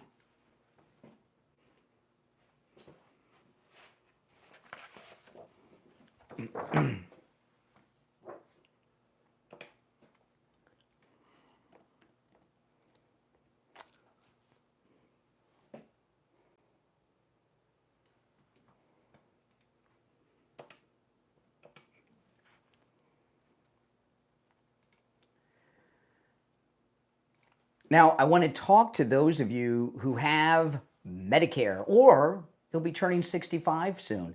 Listen up. We got a new sponsor we want to tell you about. They're going to help you, and it's not going to cost you a dime. Now, if you're on Medicare or you're about to turn 65 and you're looking into Medicare, it's pretty confusing, right? There's so much stuff online. You don't know what it's all about. And you know what? That's on purpose. They want to confuse you, okay? But that's not going to happen with you guys because we've got Chapter. People, because of the confusion, they end up on a plan that isn't right for them. It may not cover all their doctors, all their medications, and it may cost them money that they don't have to be spending, in some cases, even thousands of dollars a year. Chapter is the only national Medicare advisor that compares all of the over 24,000 Medicare plans. They can help you, by the way, no matter where you are in the United States, and they'll find the plan that's the best fit for you, not the best fit for the insurance company. And by the way, when you call Chapter, I'm going to give you the number in a moment. It is on the screen if you're watching, and there's also in the description of the video, there's also the number there for you if you miss it when I give it out to you right now. The person you talk to, they're going to help you. They're going to get you answers right away, and they're not a commissioned salesman. They're salaried, which means they're not going to push you into something because they're trying to make a sale. It doesn't work that way with Chapter. You just get good information. So whether you're on Medicare now or turning 65 soon, call 805-754-3033. 805-754-3033. You're going to talk to a real person. They're going to walk you through everything step by step, and it's free Medicare help. 805-754-3033. Give them a call, guys, all right? That's right. Oh, my.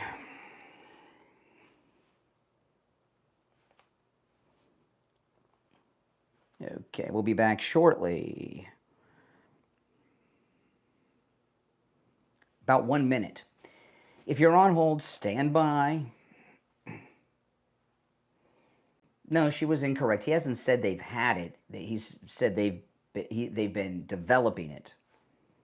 Having and developing are different things. Now, she very well may be one of the people on hold, so she may call back.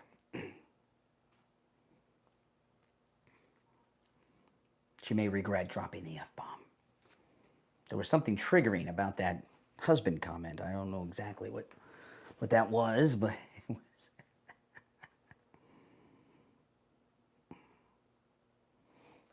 was. If you're new, make sure you subscribe.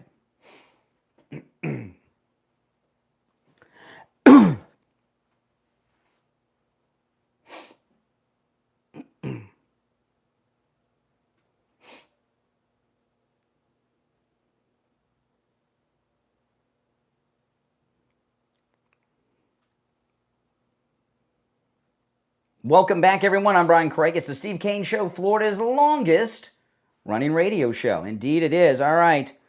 You're on the air. What's your name? Where are you calling from? Hey, it's John Lake, and I'm from... Hold on, John. Hold on. I got to answer all these lines. Yeah, go ahead, John. What's on your mind? Well, I just saw that you were talking about Israel. I wanted to call in.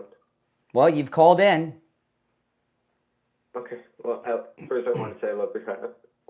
But I'm just not the biggest fan of us playing the guard dog to Israel. We're not playing the guard dog to Israel. Israel's taking very good care of themselves. If you've not seen the news, they've obliterated the military and the military leadership of Iran.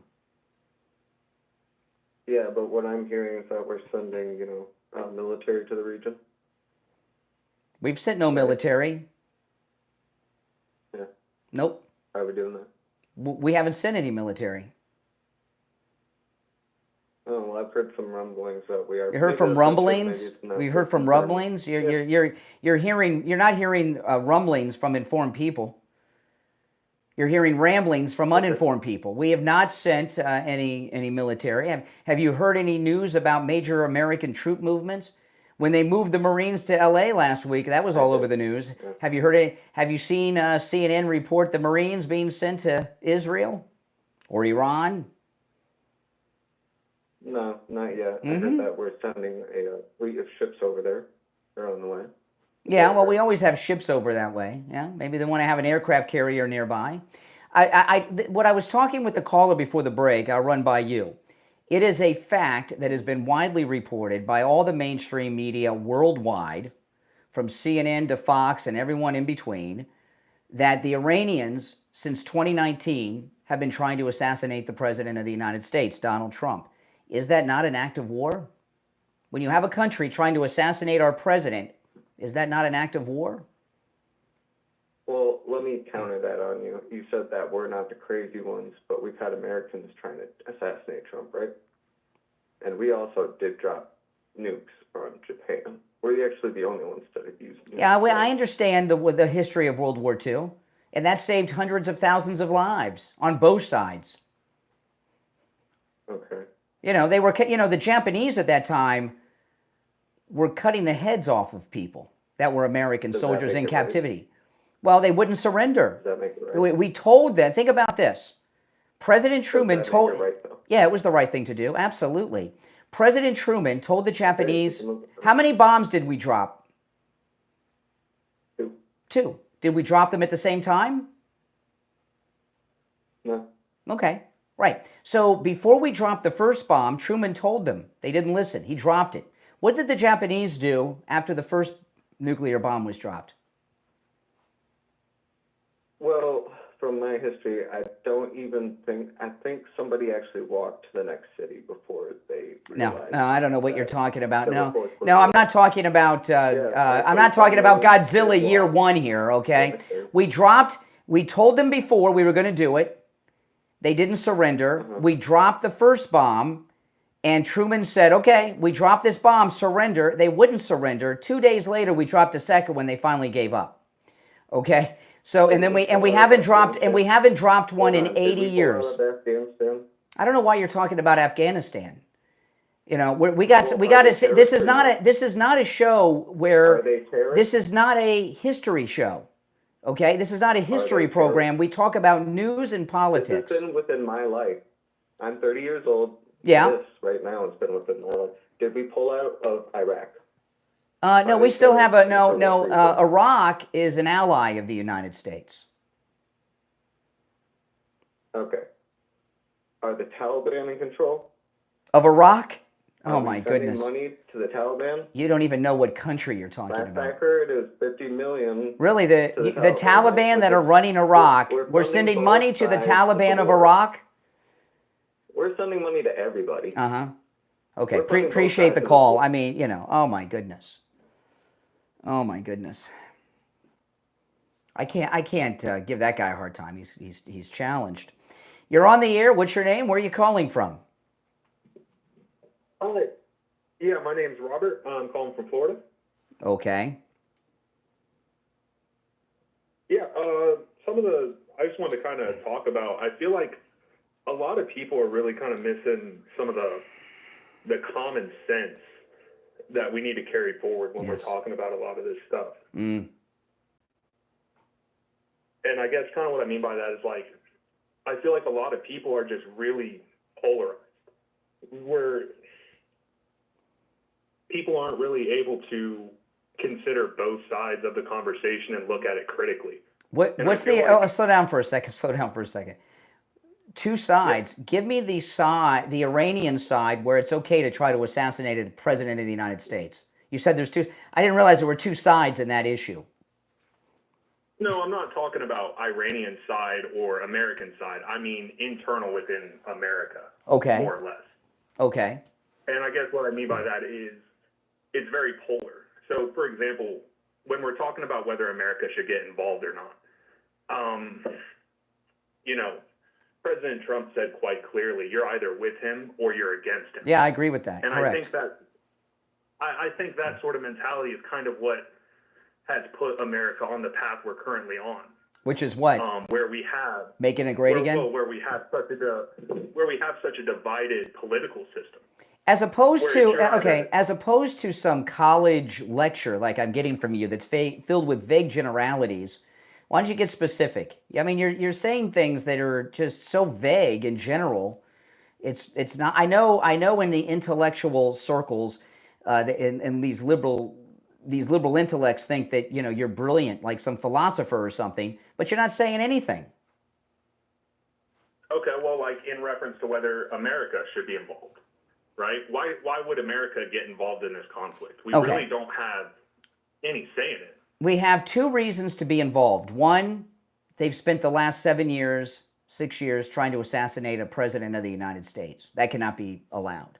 Second, the president told us they were 1 week away from their first nuclear weapon, 3 weeks away from having 10. The Iranians are insane and have been backing and supporting global terrorism since 1979, and you cannot allow terrorists to have nuclear weapons. Well, the president said they're a week away from getting nuclear bombs. I believe Israel said that they were a week away from getting bombs. The president on his, if you go to Rapid Response 47 on X, okay, which is the official The official Twitter account of the president, okay, it's one of his official accounts on Twitter. They released the intelligence 2 days ago, and President Trump himself said 1 week away from the first, 3 weeks away from having 10. And even if Israel said it, what, you don't trust Jews? Well, I wouldn't say that. That seems like very... Well, it was not like you said to me, oh, the Jews said that, Israel said that, you can't trust those Jews. That's how I took it. But the President of the United States, Donald Trump, released that information. Well, I wouldn't blame Israel for being a bit hasty on their predictions. They're the ones who are in direct fire, so it would make sense for them. Oh, we're in direct fire too. We're in direct fire too. A senior Iranian official yesterday threatened the president and the United States and said there was But that's the equivalent of North Korea threatening America. No, it's not, because Iran has almost 1 million man army. And North Korea does not have nuclear capabilities. Yes, they do. No, they don't. North Korea does not. They've been trying to. They've been bluffing their way through it. No, they've been launching a rocket. Remember when Trump said, my button works, yours doesn't? But Iran, unlike North Korea, has been attacking Americans and our allies for decades. Yeah, but U.S. politicians boast just as much as any other country's politician. Trump has said multiple times that Tehran will be burning. It'll burn tonight. They're burning now. Oh, you need to evacuate. They're burning now. Yeah, they're burning now. Yeah, but not because of America. America hasn't done anything. Well, no, we're giving help to Israel, I'm sure. Sure. Well, yeah, I guess we're providing some military assets. Like you've stated, we do have missile carriers. We have some missile destroyers that are positioned. Satellites and such. Yeah, absolutely. And spies. And we have a lot of spies over there, too. Yeah.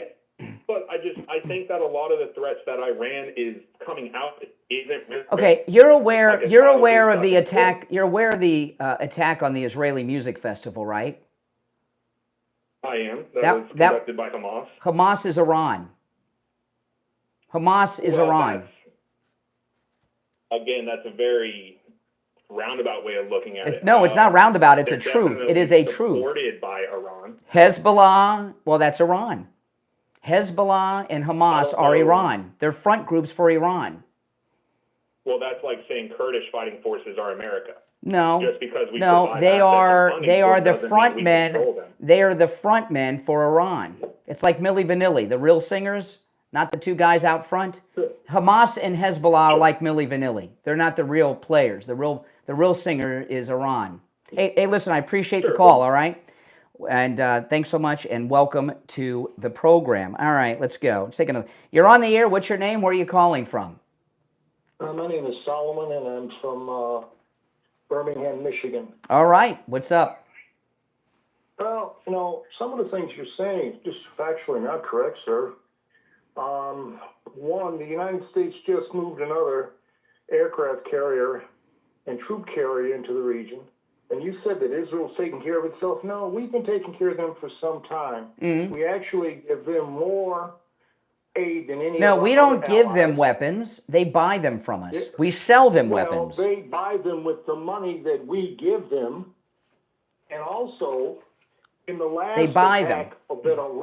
that Iran launched against Israel, it was the United States, Great Britain, and France who intercepted the majority of First off, nothing I've said is factually incorrect. Moving carrier fleet groups is not what I was talking about, and maybe you just didn't hear what I said because your mind, when you hate blocks your thinking, right?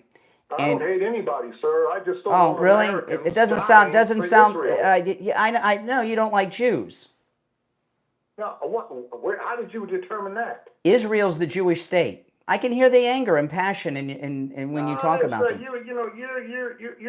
That's incorrect. What you said about Israel was awful. Jewish ancestry, sir. You have Jewish ancestry. Oh, whoop-de-doo. Right. I am an American first. Mm-hmm. And all. Okay. So this is interesting. Okay, you're American first. So you agree that Iran, who's been trying to assassinate our president, that's an act of war. Yeah, absolutely. So you agree with taking them out just over that alone then, since you're America first? No, I don't. Because there's been Really? assassination attempts against our presidents. We've attempted to, and we have actually assassinated. There's no moral equivalent between us and other countries. So you don't think them trying to assassinate the president is an act of war? And I can tell by your voice, you're not a young man, you're an older man, right? Right, and okay, and also so when, excuse me, a master's degree. Sir, I'm so impressed. Let me finish, sir. I'm so impressed. Finish, sir. Yeah. The United States I'm a political science major, I have a master's in political science, and the United States has assassinated leaders. In so fact, what? In Iran, so what? What I'm just saying. So the what? Act of war that was committed. Who did we assassinate? Mossadegh. Yeah. Along with the British in 1953. Oh, 1953. Whoever. 1953. Oh, so the United States. Democratically elected leader was assassinated. Really? Now, so the United States has come out and said, excuse me. Slow down. You seem to be. Slow down. Slow down. No, it's not about slowing down. Now, excuse me. Only one of us can talk at a time, and you won't stop talking. I asked you to let. And I'm letting you, but I'm up against a break, and time is short. I'm already late for a commercial break. Okay. Well, first of all, I don't hate Jews. I don't hate Jews. I can tell by what you said about Israel. What I said about Israel is that, first of all, they do not have to. They have denied they had nuclear weapons for years. That's nonsense. And they don't allow. Everybody, no, that is not true. They don't tell you how. No. What they don't. No. That is not factually true, Mr. Master's degree. Yes, it is. What Israel? They don't allow inspections. Excuse me. They don't allow inspections. The international. Listen. All right. I appreciate your call. I can't talk with someone who won't take turns. Only one person can talk at a time. They have not denied they have nuclear weapons. It is classified how many they have, okay? Israel refuses to say how many nuclear weapons they have. They acknowledge they have them. Everyone knows it. They acknowledge it. They just won't say how many they have. That's what they won't acknowledge. All right, and I just want to say, for those of you, I know a lot of you are new to the program, only one person can talk at a time, okay? If we both talk at the same time, people can't understand us, okay? So you have to stop talking to let me speak, and then I'll stop talking and let you speak. But when your mouth runneth nonstop like that guy with his master's degree and some of the others, I gotta discontinue it. Okay, we'll be right back.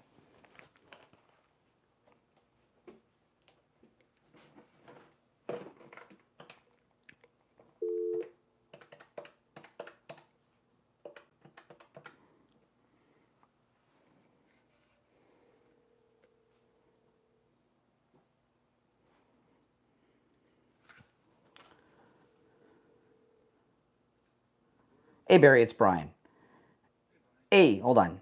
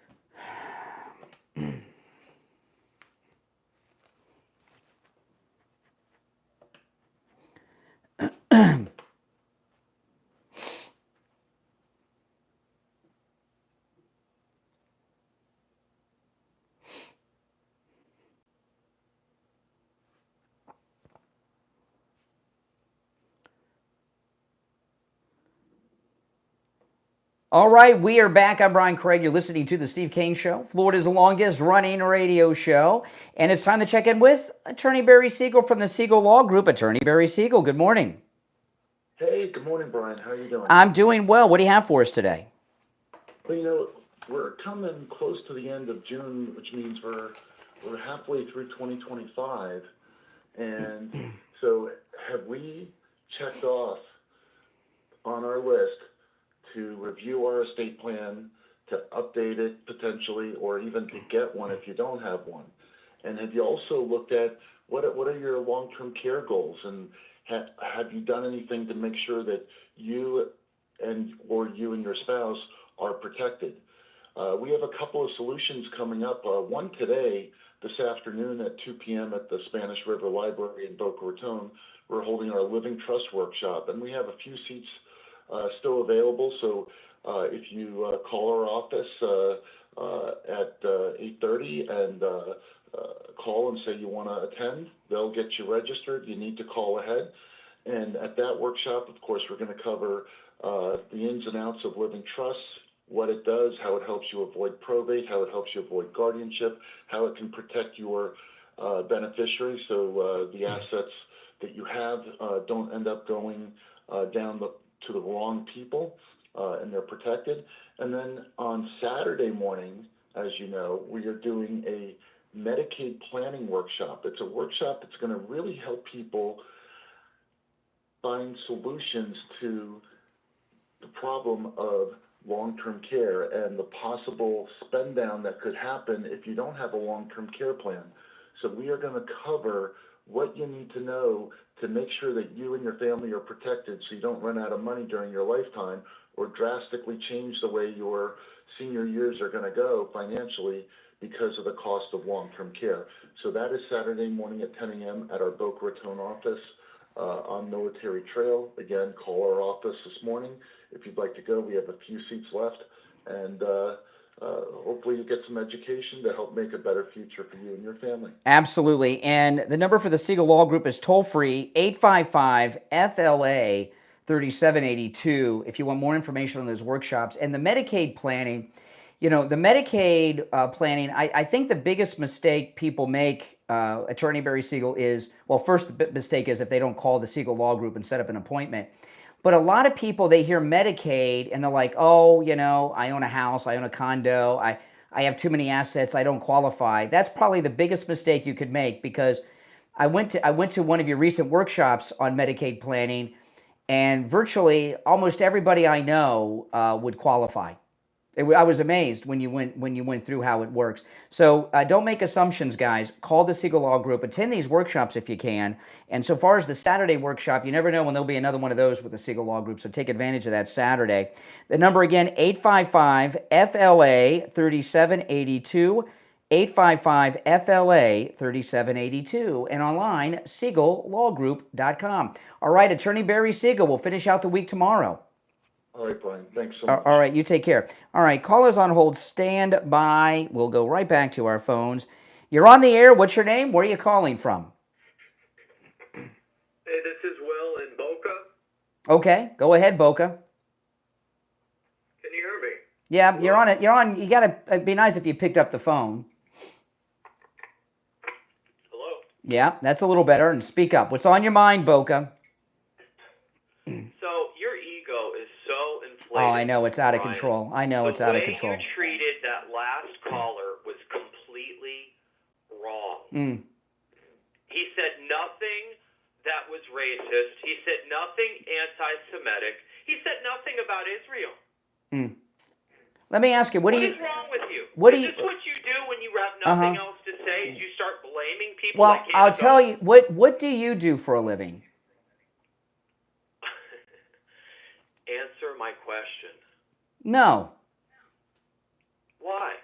I asked Why you won't one. you answer the I question, asked you Brian? one. What do you do for what? What's What are you wrong embarrassed? Is it because Or do you have a you're so job? short and your ego is so big? Do you have a job? Are you embarrassed by your job?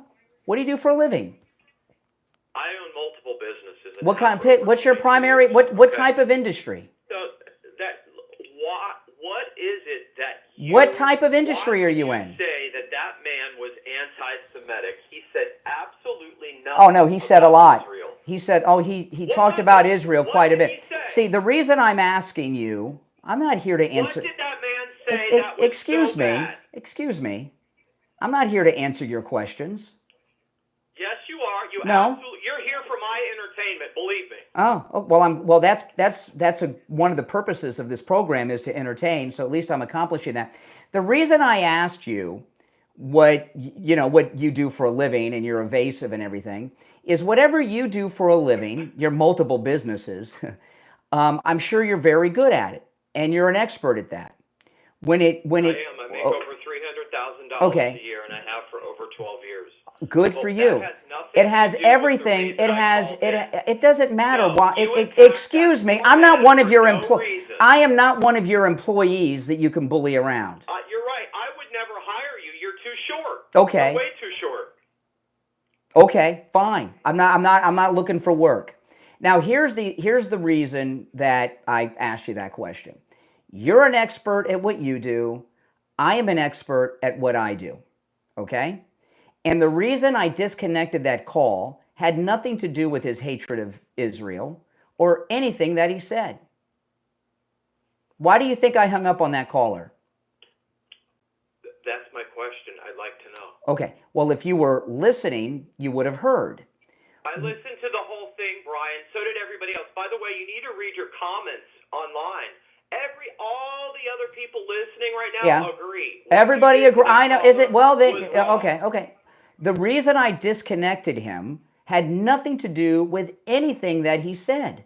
The reason I disconnected him and I gave him multiple warnings is that we have, like you're doing things right. We have to take turns talking.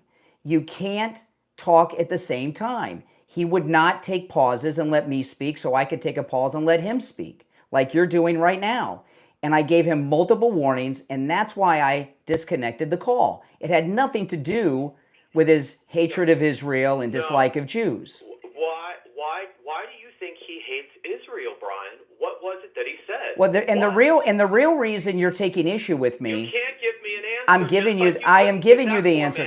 The reason I gave him an answer, I'll give you the answer, but the reason you're taking issue with the way I handled the call and not even acknowledging the real reason I disconnected the call is because you agree with him. Yeah, I do. You don't like Jews either. Oh my God. Okay, can you answer the original question? What did that caller do or say? If you go back to the call, okay, you have to listen. I've talked to tens of thousands of people on the phones over the years, okay? And you shouldn't. You should not be in this position to give anybody any kind of advice. I'm not giving advice. Excuse me. No. We're talking about the caller, not Candace Owens right now. Excuse me. Oh, now you're trying to get disconnected. Listen, the caller, if you go back and listen to the call, okay, when he would talk about Israel and say Israel, which is what we were talking about, you could hear the tone in his voice that indicates he doesn't like Jews. He was very polite. He was not polite. No bad tone. But you were very rude and very insulting to me. And I haven't disconnected the call. Because that's the way you are with every single excuse one me. of your comments. But I didn't. Now, why do you think when you've been very insulting towards me, I did not hang up on you? Why? What was insulting towards you? I called you short. I wouldn't hire you. You're short. You're too short. You said that several times. Why did I not hang up on you, but I hung up on him? I've explained why I hung up on him.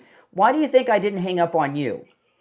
Well, I'm assuming you're going to hang up on me at any moment. Every phone call ends in a hang up. I mean, I got to take a break, soon. The reason I didn't hang up on you, but that caller does. But you have taken turns and had a conversation, unlike the last guy. And you haven't used profanity. So as insulting as you are with what you're saying and your tone, because you haven't used profanity and you've taken turns, I didn't hang up. But he just hung up. Did you hear that? He hung up. Wow.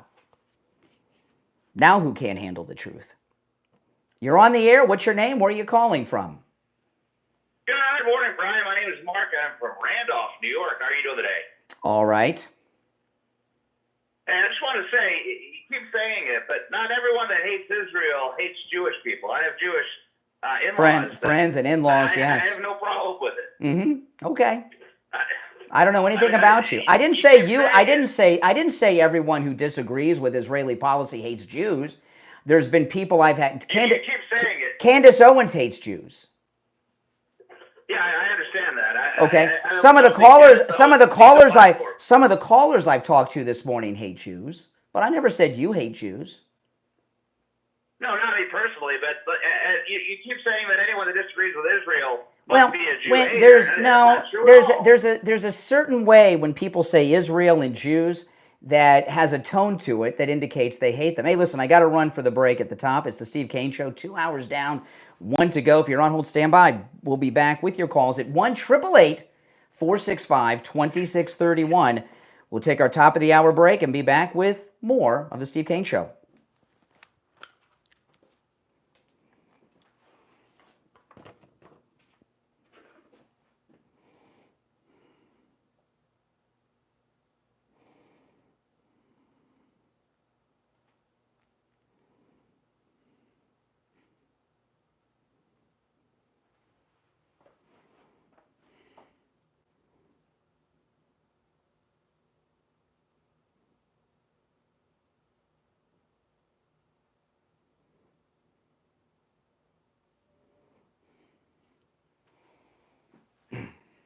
If you're on hold, stand by.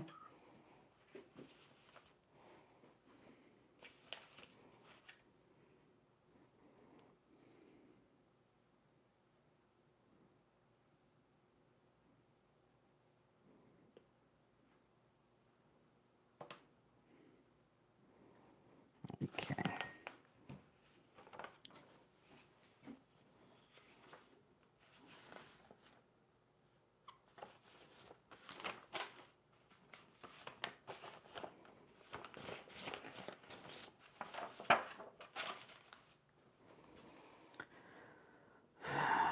There's one opening on the board.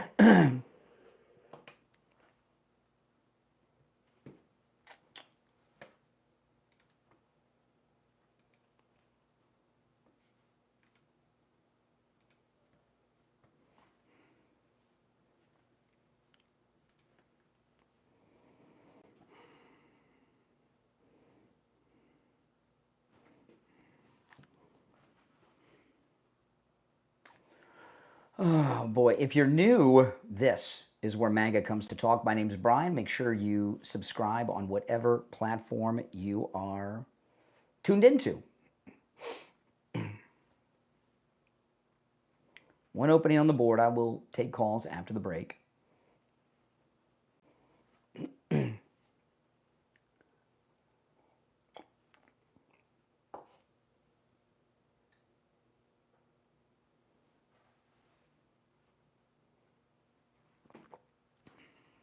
We'll be back in about a minute.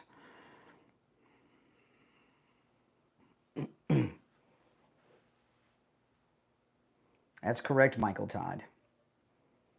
Like I kept that guy on. He was very rude and insulting and everything else.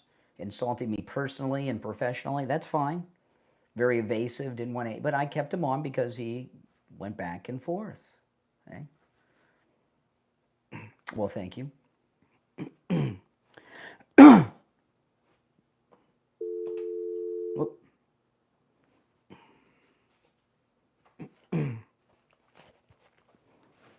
There we go.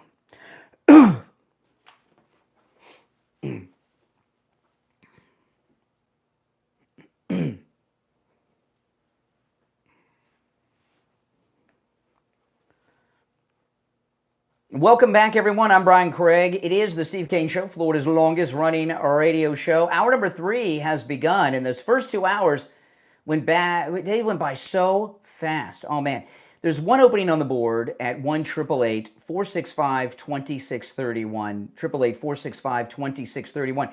One day next week, Joe Thomas is coming in, and I'm excited about this. You know, we're going to talk about annuities like we do when he stops in.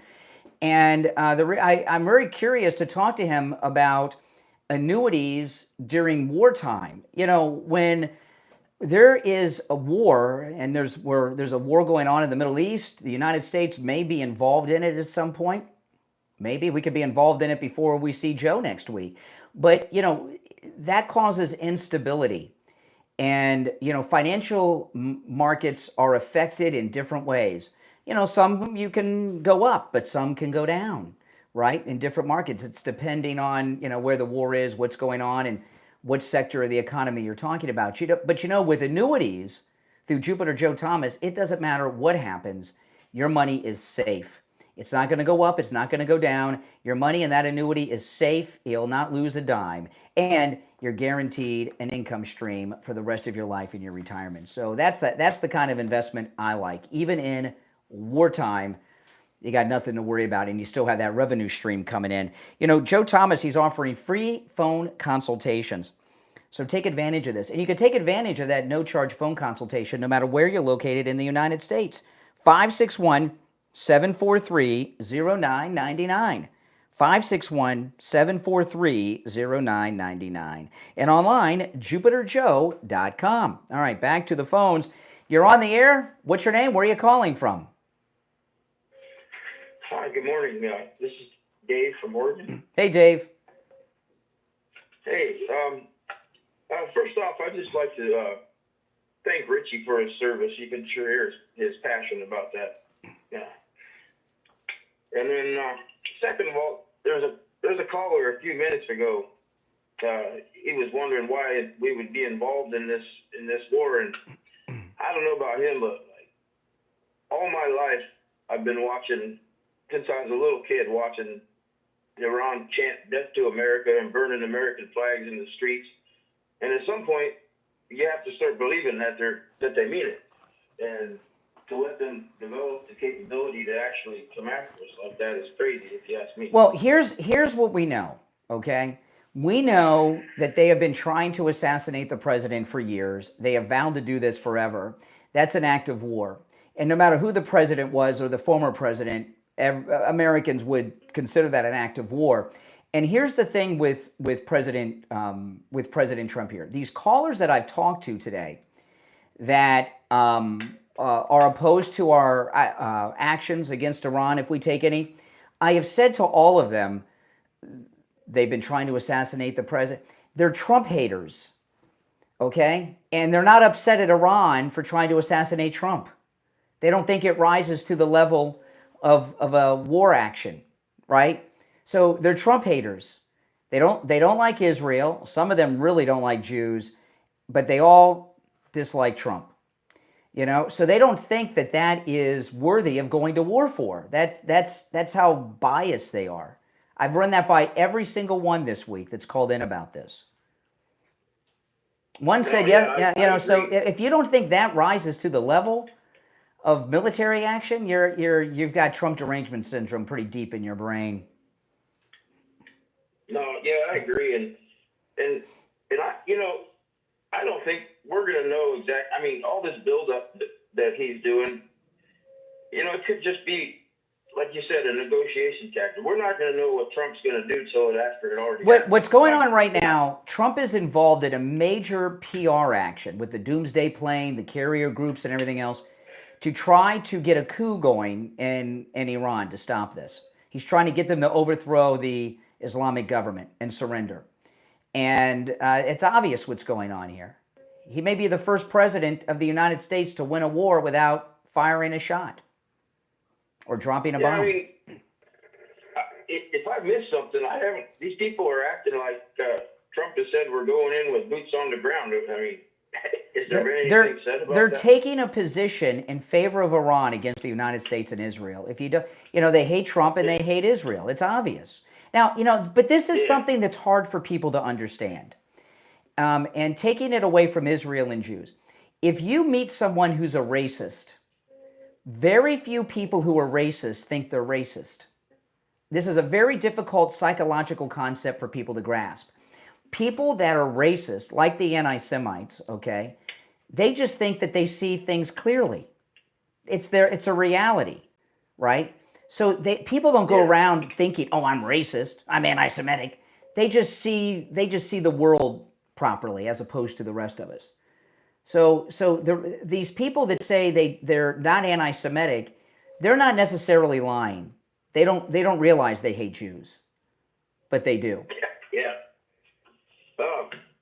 And then this might be a little off topic, but I was just wondering, yesterday, did you see when Senator Rosen was just grilling Pete Hegseth?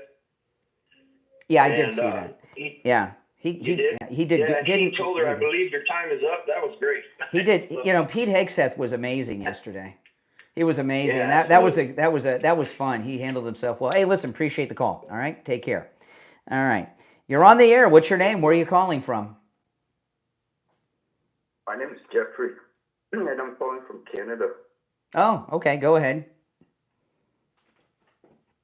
Yes, go ahead, Canada. You're on the air. I just have first off, you say you're an expert on this. Can I ask you What did I say I'm an expert on? What did I say I'm an expert on? 2 callers ago, the guy that was complaining about you hung up on the guy. You should maybe go back and watch your videos because you cut off people way more than people cut you off. I am an expert. So you know. I am an expert at hosting a radio show. Let me ask you a question. What changed majorly in Iran in the last 2 years?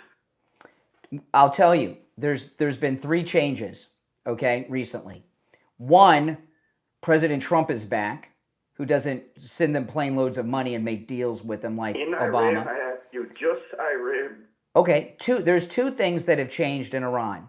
1, they have been in the last 2 years trying to assassinate President Trump. That's 1. 2, President Trump told us earlier this week, 2 days ago, that they were a week away to having the enriched uranium for their first nuclear weapon, 3 weeks away from having 10. And those are the 2 things that have recently changed in Iran since you asked. Do you know a year before Saddam Hussein was taken out, he cut off the opiates program, and if you know your shit. Okay, all right. Second dump of the day. Oh boy, from the Great White North. Is that the second dump of the day, Mike, or the third? I'm losing track. See, this is the longest running radio show in the state of Florida. I think we're trying to break the Howard Stern record for the dump button. And I don't know. Do you guys think we've broken the Howard Stern record for the dump button on the radio? I think we may have. Is that Guinness Book thing still around? Is that still a thing? All right, if you're on hold, stand by while we wait for the delay to re-engage. That's the second time today we've used the dump button. Yes. Oh, boy. Actually, the president was asked by Ducey in the Oval Office yesterday about the assassination attempts from Iran.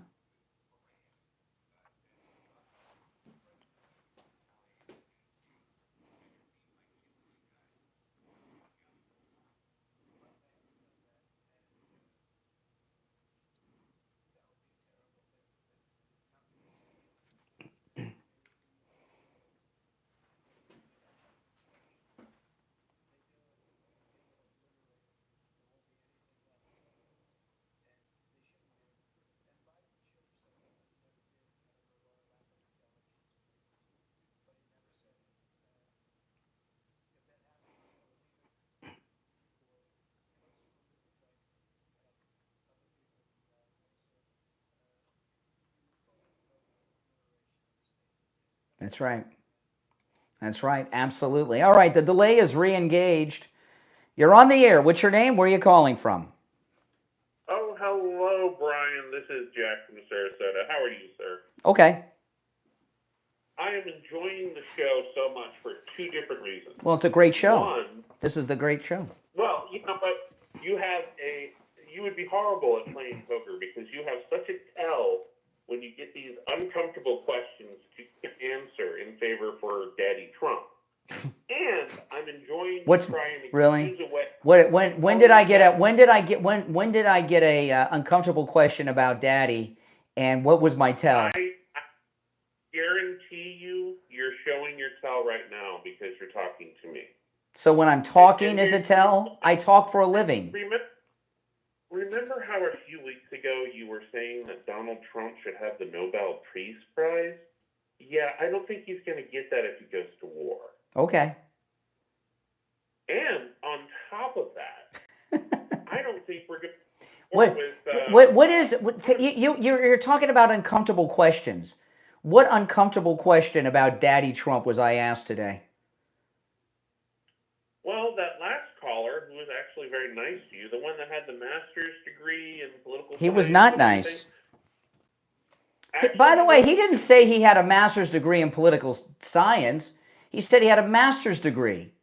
We didn't hear what it was in. How do you know? I heard on YouTube. You might want to rewind. I didn't hear it. I didn't hear that part. So what? He's got a master's degree? Whoop-de-freaking do. What I'm trying to tell you, Brian, is I don't think Trump is going to attack Iran because Putin doesn't want him to. Okay. So what's the uncomfortable question I was asked about Daddy Trump? You've been asked... You said people ask me uncomfortable questions about Daddy Trump, and then I have a tell and I have a react. What are one of those uncomfortable questions someone asked me today? I can't answer. Huh? You just cut me off when I'm... No, I didn't cut you off. I'm late for the break and I got to end the call shortly. But give me the uncomfortable question I was asked. I love to see you fighting with your own... So you can't think of the uncomfortable... Ask me the uncomfortable question about Daddy Trump.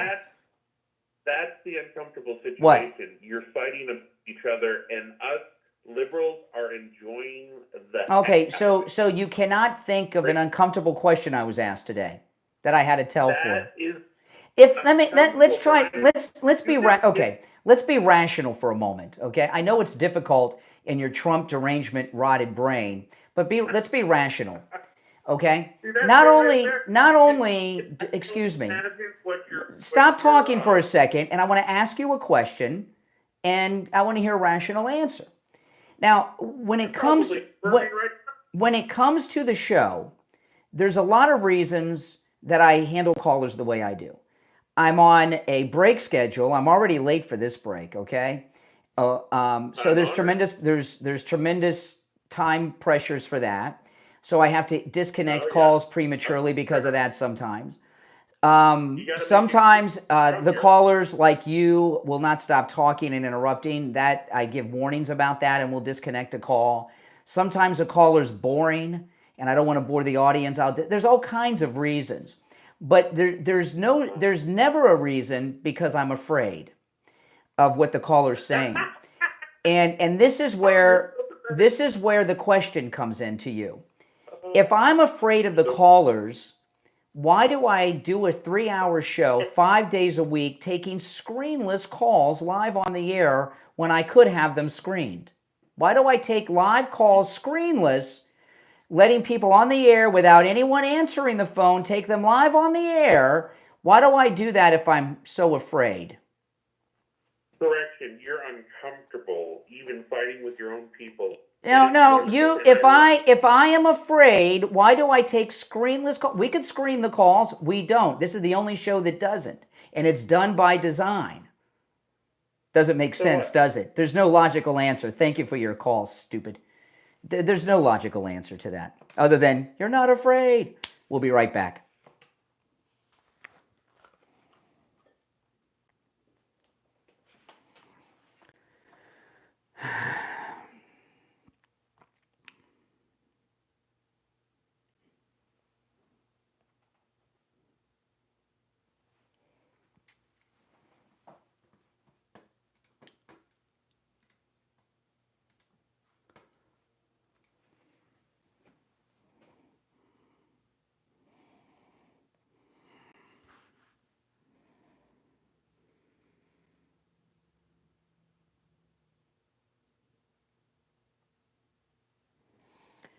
We'll be back shortly, guys. If you're on hold, stand by.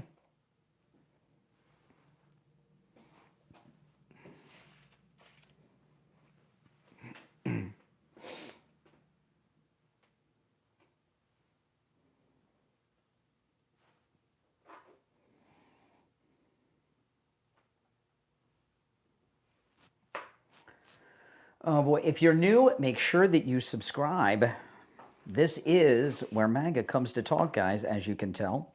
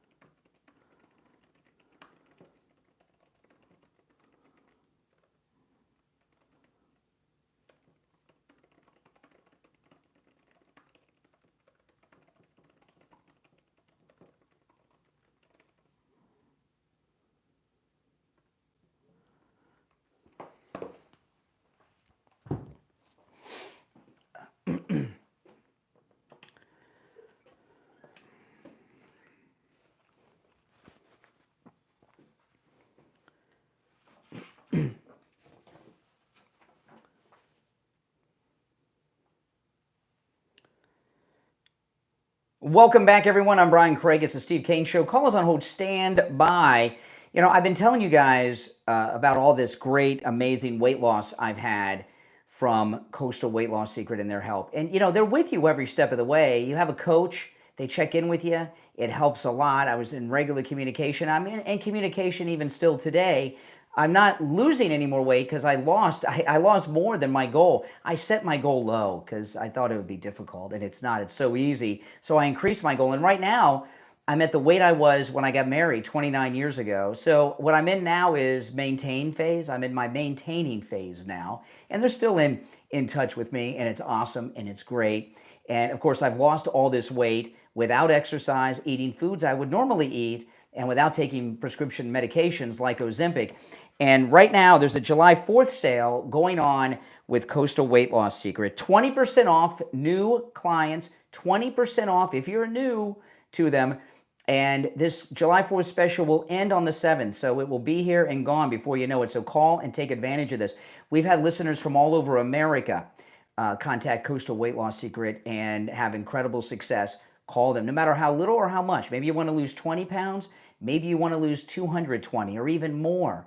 They can help. Give them a call. And when you call, make sure you tell them you heard about them on the True Oldies channel. 561-247-6300. 561-247-6300. That's 561-247-6300. And online, coastalweightlossSecret.com. Okay, before I go back to the phones, I want to recap what I began the show with. And this was crazy.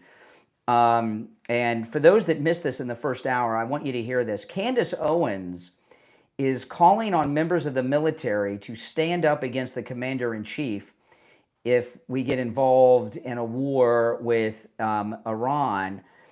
Okay, now hold on. Now she's reading comments that were left to her or email. I'm not sure if it was comments or emails, but let me hear this. This is Candace Owens.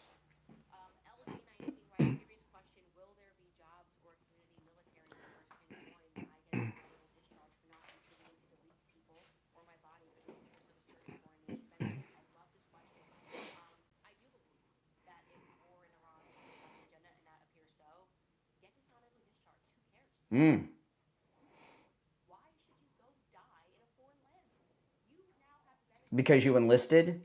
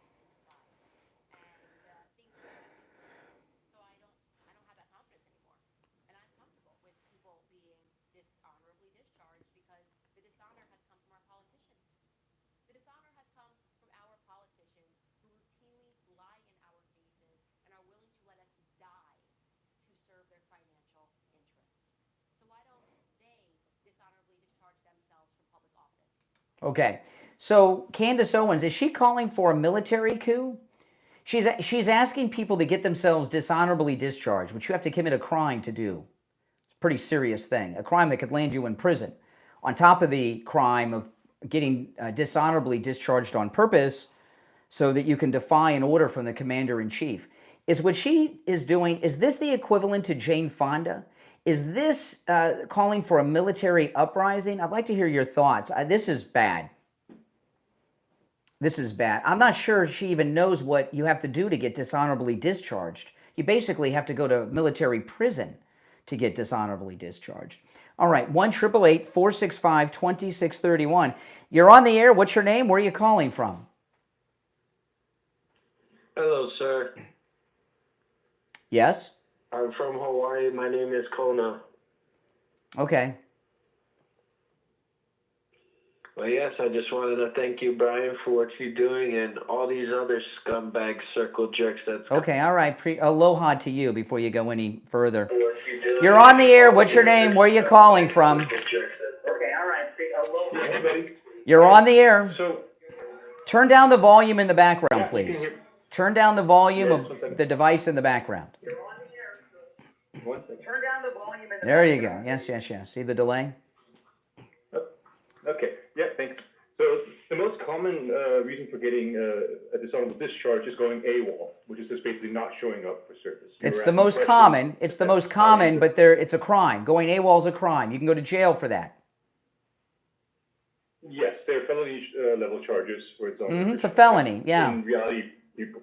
So she's asking So I don't people know in the if those- military. She's asking people in the military to commit crimes. You asked the question if it was a coup or not, right? Not showing up for service is not necessarily. No, if you are organizing a group of people to do something to disrupt the service, that would be a military coup. If it became a trend, if soldier, like right now, these idiot Democrats are trying to get themselves arrested by ICE. Remember that idiot Democrat senator in LA, Rush Kristi Noem, last week. Yesterday, this lunatic running for the mayor of New York City got in trouble with ICE. Democrats are trying to get arrested now for publicity and to be victimized, right, in the public eye. If people in the military began a trend like that to disrupt the military, especially as we're on the edge of war, that's a coup. That's a military coup. That's an uprising. That's treason. So you asked the question, how can you get a dishonorable discharge? All right, all right. Polly want a cracker? Gee whiz. Think logically much? You're on the air. What's your name? Where are you calling from? Hello. Yes. Yes. IB. Hey, IB. Man, hey, you know what? You used to say you have to work and doing different things to keep the different streams of income coming in. I think they should give you money as a professor to re-educate these college kids that are calling in lately. Yes. Because boy, you are doing a great job. Hey, President Trump on Air Force One yesterday said we were talking about that when he went to the Middle East and talking to those Middle Eastern countries, saying, hey, look, I got your back. I'm going to take care of the bully, okay? Imagine having 32 planes fly over your home in drones in one day. The threat of having to jump on the plane and leave Palm Beach Airport overnight on Air Force One. So remember, we're gonna put them in check. We are at the pivotal point right now to get rid of something that is. Listen, if there's a country around the world that we find out has spent years trying to assassinate any president, current or former, regardless of their name or party affiliation, I'm all for taking out that country. And all Americans are, except now it's Trump and they hate Trump, so they don't, they're not upset by it because they've got Trump derangement syndrome. I appreciate the call, IB. We are up against our bottom of the hour break. It's the Steve Kane Show. Call us on hold, stand by. I'm Brian Craig. We'll be right back.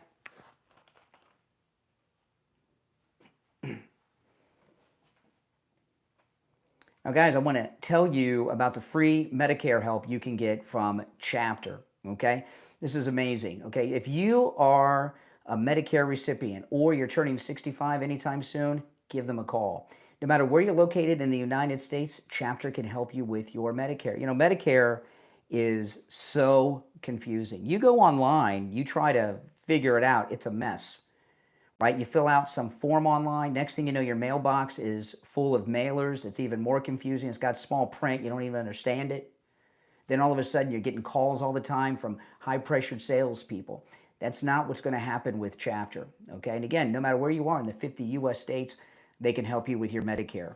The person you talk to on the phone will answer all your questions and walk you through the entire process. It's free help, by the way, with your Medicare. And the person you're talking to is on salary.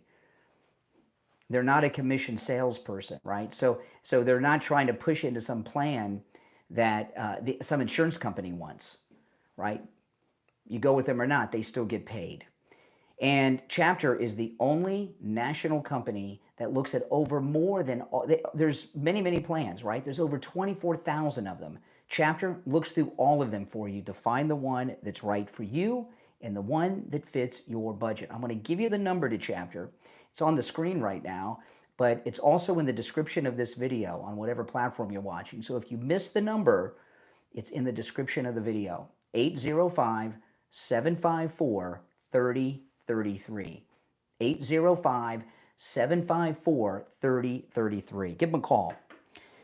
You'll be glad you did. Okay, we'll be back in a couple minutes.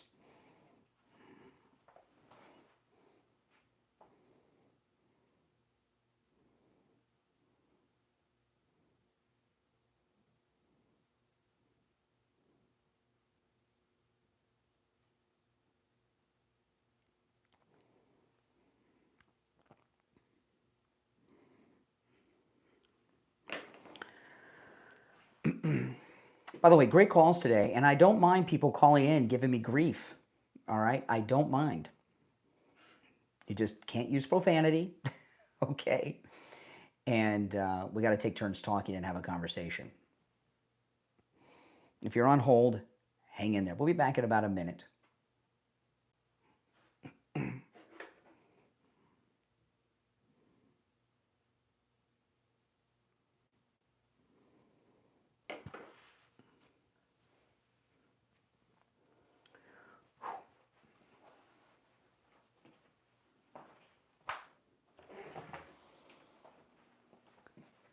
I just had to open the studio door. It's hot in here. 30 seconds or so. We'll be back.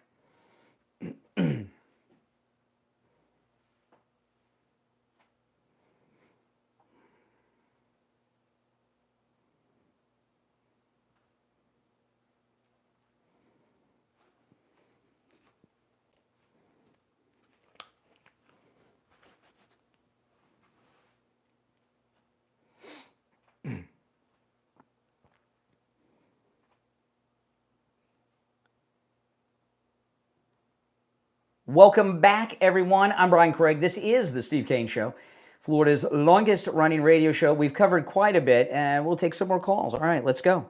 You're on the air. What's your name? Where are you calling from? Brian from Deerfield. Hey, Brian, what's up?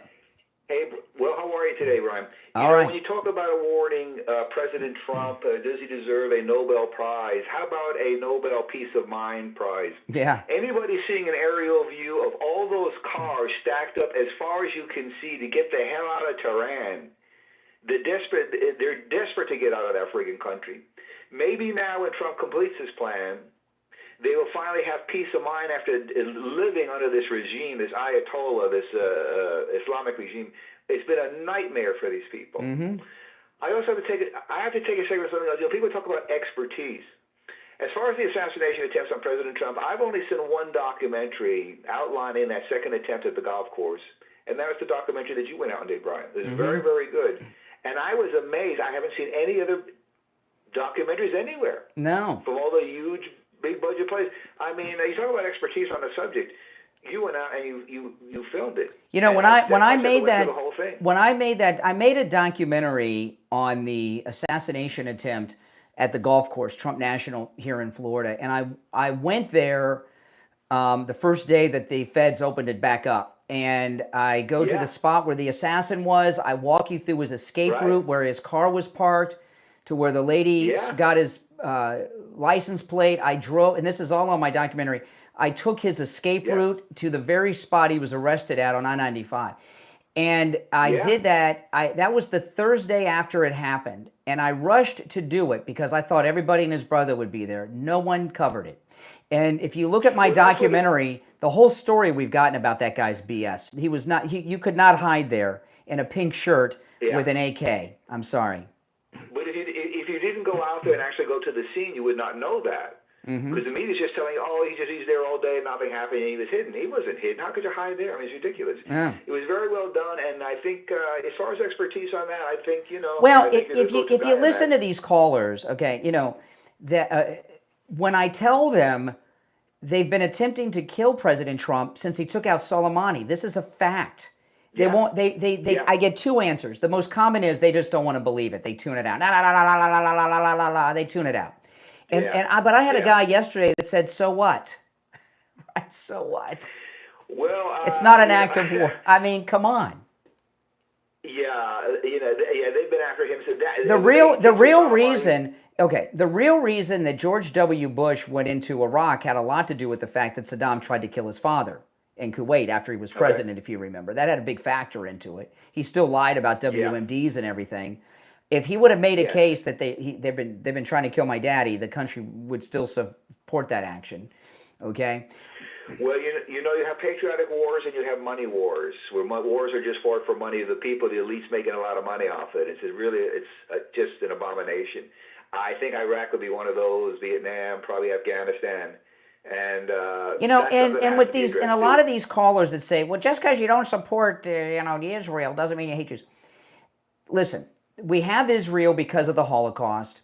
When the Jews tried to flee Europe, no one would take them in. FDR wouldn't even let them come to the United States, the great Democrat Roosevelt. So Israel was established for Jews to have a safe homeland to go through, so there would not be another Holocaust. What Iran is doing through their terrorist proxies with the Palestinians and all these groups, they're trying to finish the Holocaust, guys. I mean, come on. That's right. The final solution is correct. In modern day times, it's just a piggybacking on top of that. Yeah. I must say, one of the things Sun Tzu said, to achieve one's objective without conflict is the greatest of achievements. If Trump can get this guy out, step down, whatever, without using the big bunker busters, which he may have to, we got a chess game going on here. It's fascinating to watch. But I told you there's this story. I mentioned this story early in the show, and last night when I was doing my podcast, this story broke, and I didn't. I covered the story, but now that it's the next day. A story came out yesterday afternoon that 2 planes left Iran and landed in Qatar at the site where the nuclear negotiations were going on with the United States.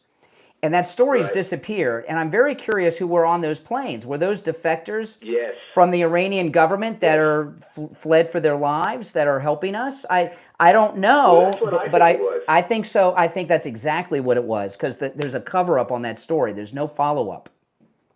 Absolutely. And, for the people, the citizens of Iran who are great people, I hope they do get peace of mind. And I think Trump does deserve a Nobel Peace Prize for this. Because somebody, you know what this does? It shows you how bad the previous Obama and Biden administrations were. They made the situation even worse, and Trump has to straighten this whole thing out because of the disaster they did. Giving these people piles of money, piles of weapons, and at least I hope the general public is finally seeing that and compares it to all these different administrations, and you see how good Trump's is compared to Obama, and Biden's was a disaster. That's for the right. country. That's right. Appreciate the call. Take care. Take care. All right. Now, the weekend will be here before you know it. Tomorrow's Friday. If you're suffering with pain, if you have aches and pains, go see Dr. Appleton. Take advantage of his laser away pain treatment. It's a no-charge consultation with Dr. Appleton. If you have scans or x-rays, bring them with you. Dr. Appleton will be very happy to look them over. And it works on every type of pain I've ever heard of. He's rid me of pain 7 times. Some of them are on this list that I go through, and the list I go through is a very incomplete list. Arthritis, bursitis pain, these are some of the more common things that your pains can be relieved of with the laser away pain treatment with Dr. Appleton. Arthritis and bursitis, work and sports injuries, strains and sprains, repetitive motion injuries, post-surgical swelling, neck and back injuries, knee conditions, tinnitus, sciatica, spinal stenosis, fibromyalgia, plantar fasciitis, rotary tears, herniated disc, acute and chronic pain, and so much more. And remember, with the laser treatment, there's no injections, no shots, no drugs, no surgery, no downtime, and no appointment necessary, even on Saturdays. Walk-ins are always welcome with Dr. Appleton because he knows when you're in pain, you're suffering. You need help and you need relief now. Give him a call and say bye-bye to your pain too. 954-973-0710. 954-973-0710. And online, AppletonCairo.com. You're on the air. What's your name? Where are you calling from? Yeah, good morning. This is Richie. Hey, Richie. You're taking a lot of incoming. You're taking a lot of incoming this morning. That's fine. Let me say this to That's get out of that's the way. the job. You have this you have this camera on you, and I'm looking at you, and man, you have congratulations, man. You look like you have the body of an 18-year-old. I know, and you've been following me for years, so you know what I look like when I was 18. You knew me at 18. Yeah, you're looking great. break, so that I'm going to get that out of the way. The lady that called you up that you had to hang up on, not for nothing. If she was in Iran, she'd have to be a Muslim, or else she'd be probably killed, because there's no Christians, there's no Jews in Iran. Only Muslims. You're not allowed to be. Well, there's no living Jews in Iran, right? And except the Mossad, except the Mossad that's undercover over there. But you do have all those religions in Israel who they can't stand. And the thing I want to say to this professor out there, I respect all of you. You all have your opinions. Opinions are like, what they used to say. But yes. I respect that. You got a master's degree. You went to college. You said that you went into politics. That was your political science major with a master's. That's all fun and great. But guess who? We all have the opinions.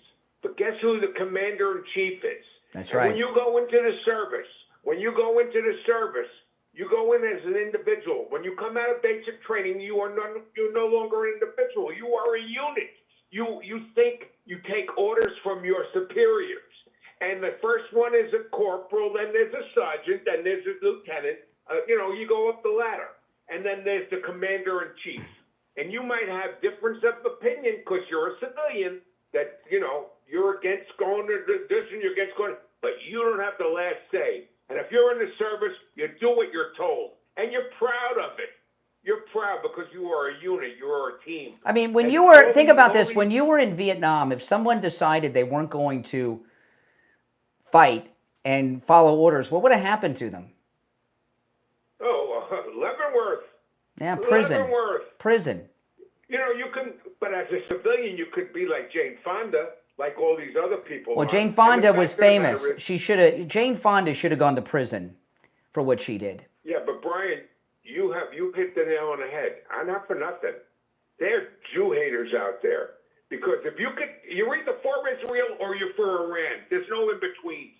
And they're tired of sitting in bomb shelters right next door to their apartments and having to duck every 5 minutes. They can't enjoy a day without going into a bomb shelter. And it all comes out the Iranian money, the proxies, and they're all over the place. When the Nazis, a lot of people say, we talk about this a lot. How'd the Holocaust happen? Leftist, okay? When the Nazis started rounding up the Jews, people like I'm talking to today, back in the 30s, did nothing and said nothing. And that's how the Holocaust happened. And we're standing up against Holocaust 2 that they're trying to bring to us here. Absolutely. And I'm not embarrassed to say that. No, and they don't have the information that President Trump has, which you always say. We're all just giving opinions. We don't see actual facts. And if you're talking about being lied to by past presidents, Obama was your biggest liar of all of them. So, all right, Richie, I gotta run for the Gold Report. Take care. All right, if you're on hold, stand by. It's the Steve Kane Show. We'll be right back.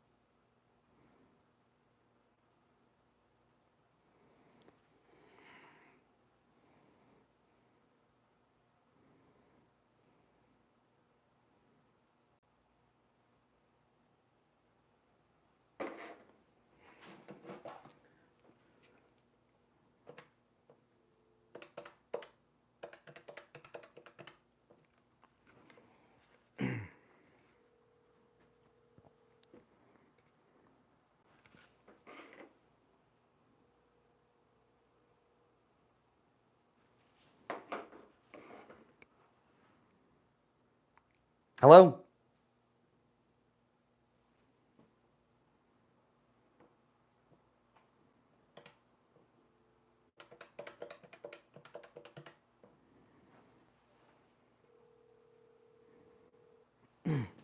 Hey there, stand by.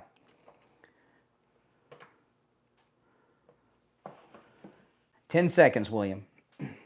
Okay.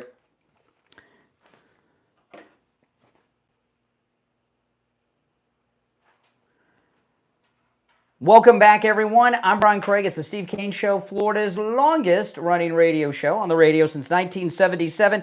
It's time to check in with William Youngerman for the Morning Gold and Precious Metals Report, live from the offices of William Youngerman Incorporated in Boca. William Youngerman, how are the metals looking today? Metals looking slightly lower on modified markets. The R markets in this country are closed, but the world markets are open, so we'll be trading off of those markets today. Yesterday we saw gold trade in a range of $3,361 on the low to $3,400 on the high, and it closed out the day at $33.6730, which was down $19.50. Silver lost 37 cents at $36.66. Platinum closed up $63 yesterday at $1,322, and palladium was down $1 at $1,047. As I said, modified markets today, but right now gold trading at $3,367. That's down 30 cents. Silver down 36 cents at $36.30 the ounce. Platinum down $42 after the big gains we've seen, a little pullback, a little profit taking. Currently at $1,280 the ounce. And palladium down $7 at $1,031. Okay, what are you open today? Yes, we will be open. Okay, we're open. Okay, so you can make transactions over at William Youngerman's. You know, everything that's going on with all the metals is amazing, but I've been asking a lot this week because I'm really getting interested in platinum and everything lately because everything that's going on with platinum is so exciting. But when it comes to gold right now, how's the pre-33 gold looking, William Youngerman? Is that pre-33 is still at fabulous savings. We can sell pre-33 $20 gold pieces in what we call extra fine condition for just the gold value. Specials for Steve Kane listeners. Really? Get out of town. $20 gold pieces pre-1933 at at zero premium. So what a fabulous opportunity to get some coins that are over 100 years old and enjoy some history of our United States and what real money looked like. That is absolutely amazing. 33. That is absolutely amazing. Yep. Okay, guys, you hear that? Those of you that are pre-33 gold people, you understand that. All right, but if you're not, you know, the pre-33 gold, these were actual coins that were in circulation prior to 1933 that my grandpa would walk around in his pocket with and buy things with. But they're made of gold, and then gold became worth more than $20, right? The coin became more. The gold was worth more than the dollar amount. So they're collectible now, and they're gold, and that's incredible. Listen, William Youngerman opens up at 10 a.m. Give him a call, 1-800-327-5010.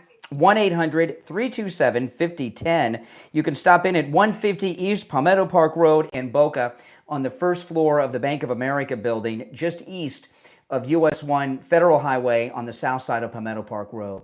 And find both his phone number and address online at williamyoungerman.com. All right, William Youngerman will finish out the week tomorrow. Okay, have a great day. Thanks. Okay, great. We're going to go to the phones, and I just want to tell you guys, there's 2 openings on the board. I'm going to go to the phone. No, I'm sorry, there's 1 opening on the board. Tomorrow is Friday. Friday, we call that open phones. It's our open phone day. Monday through Thursday, we kind of corral you in, although it's like herding cats oftentimes, to talk about what we want to talk about. Friday, it's open phones. You can call in about any and everything on your mind. On Friday's show, the show prep is up to you guys. We call it Open MAGA Mike Friday, and that's tomorrow. Okay, let's go. You're on the air. What's your name? Where are you calling from? John Okeechobee. Hey, John. Do you know that more Canadians came to the States and volunteered for U.S. service in Vietnam than the cowards who ran north Really? to escape the dragon? Oh, we had more Canadians that came here than I have never heard that before. It's the first time I've ever heard that. That's the honest God. That's interesting. Statistically true. I'll look into that. I've never heard that before. Interesting. That's because the left controls media. All right. They want us to believe otherwise. Yeah. You know, John's in Okeechobee. My dad lives in Okeechobee. How long have you lived in Okeechobee? I guess now about 15 years. Yeah, you don't know it, but I bet you know my dad. My dad knows everybody in Okeechobee. He's lived there since the 70s. Yeah. You know my dad. You just don't know it. You just don't know it. Maybe he'll come up to you one day and say, but I don't know. But that's true. All right, John from Okeechobee, take care. Okeechobee is a small town. I have family that have lived there since the 70s. Let's go. You're on the air. What's your name? Where are you calling from? Hey, good morning, Brian. It's Jim from New York. How you doing? Hey, Jim, what's up? So, two quick things. So, first of all, for all the soy boys calling up with their college degrees, in college they teach them that liberal FDR and other allied leaders knew about the Holocaust, but didn't really act on it. Yeah. Did they teach you that in college, you soy boys? And you know, the other thing, Brian, look, I don't want to have us in any foreign conflict, but I trust Trump, and I have faith in President Trump that he's not, it's going to be some long, drawn-out thing, you know, military-industrial. He's going to be in and out and get this thing done fast. It's necessary, right? Yeah. You know, these soy boys I've been hearing from that went to college, I think they majored in women's studies. They probably did. You know, when I went to college, I went to Florida Atlantic University, and you know, it's where I have my history and education degree from. And that college is it's called the College of Arts and Letters, is where the history department is, and a part of that is the women's studies department. You could always tell a women's studies major. You could always tell, you know, just in class, and because first off, they were wearing Birkenstock sandals. That was a dead giveaway, and they were all gay. You know, they were all gay. It was so funny. There was a lot of crossover. Yeah. Oh my goodness. Yes, sir. I remember those guys. Yeah, exactly. Good, great show as always, man. All right. See, he knows what I mean about the Birkenstocks. When I was single, I would never go out with a girl that wore Birkenstock sandals. That was a big red flag. You're on the air. What's your name? Where are you calling from? Yeah, hey Brian, this is Craig. So you had a caller on previously talking about Jews in Iran, and there are actually 15,000 Jews living in Iran, and they have a seat enshrined by the Constitution of Iran in the parliament. Well, God bless them. Put that out God there. bless them. But it doesn't mean that. But Israel is referred to by Iran as the little cancer, and America is referred as the big cancer. So you know, that doesn't mean that they're friends of the Jews. Right. So I mean, so consider Bernie Sanders, right? Consider. Yes, exactly. Bernie Sanders. That's perfect example of how the Holocaust happened. Bernie Sanders. Are they also anti-Semites? Yeah, there's a lot of self-hating Jews. There's always collaborators. Listen, in the Second World War, when France fell, they had a whole Vichy government that collaborated. There's always collaborators. Yes, Bernie Sanders is a collaborator. Just like in California, Governor Newsom is a collaborator with the Mexican invaders. There's always collaborators. Sure. Okay. Hello. Okay, you can't process that. That wasn't the answer. That wasn't the answer you were expecting. You thought you had me. How can he be anti-Semitic when he's a Jew? You know, he's not a religious Jew. Well, I'm just warning. He's not a religious Jew. I'm just warning about thought terminating cliches. Right? No, so basically we say there's a lot of people like Bernie Sanders. You know, here in Florida, where are you calling me from? Yeah, I'm calling from my phone. No, where are you located in the world? I'm in Florida. Right now I'm in Germany. You're in Germany. Okay. Oh well, okay. You know, they love the Jews over there, the few that are left. I'm in Florida. We have a large we have a large population of Jews in Florida. Okay, we have more Jews in Florida than in Israel. There are a lot of Jews who are not religious, and they always side with the Muslims that are killing Jews. To them, being Jewish isn't a religious thing. It's like, you know, it's like an ethnicity. It's like being Italian. Oh yeah, I'm Italian. I like the pizza. You know, for them, being Jewish is, you know, it's just an ethnicity. It means nothing to them, and they view the Israelis as bad dudes, Zionists, religious nutcases. And there's a lot of Jews that don't support Israel, don't support Judaism, don't support Zionism, and support anti-Semites. They're collaborators. Sometimes they're most often referred to as self-hating Jews, but they're collaborators. All right? So this is like a no true Jewish argument. What do you mean? I don't know. It's problematic. No, the reason Israel exists is because you guys in Germany were trying to kill all of them, and they needed a place to go for safety, so people couldn't do what your granddaddies did, try to kill them all. And So my grandparents escaped from the pogroms. No, I am not German. I am in Germany. well, you're in Germany. Well, the grandfathers of your neighbors then were Nazis. Is that not true? The grandfathers and the great-grandfathers of your neighbors were Nazis. We're trying to kill all the Jews, right? So you're supporting Israel for religious reasons? Is that right, Brian? Well, I am a Christian, and the land of Israel belongs to the Jews. We know this because the Bible tells us so. 3,000 years. Okay. All right. The Bible doesn't have an expiration date on it. Are you a Christian? I was raised Roman Catholic. What are you now? Atheist, Buddhist. Okay, a Buddhist. Oh my goodness! You rub that guy's belly. So you don't believe in God. You don't believe in Jesus. You don't accept the Bible. Too bad. Brian, So what I believe is that we're not responsible for the circumstances of our birth, right? That basically we are all equal. I could have been born in Africa. I could have been born but it's a little uncomfortable talking to a man who's calling me from Germany who's not supporting Israel. Shocker. Most people in Germany at least pretend. Hey, listen, appreciate the call. All right, Dankeschön, or whatever you say. Is that Russian? I don't know. I barely speak English. Okay, give me a break, guys. I want to talk about Jupiter Joe Thomas. Jupiter Joe Thomas is going to be in studio one day next week. And, we are on there's a war going on in the Middle East, and we could be involved in it. And wars oftentimes bring financial instability into the markets.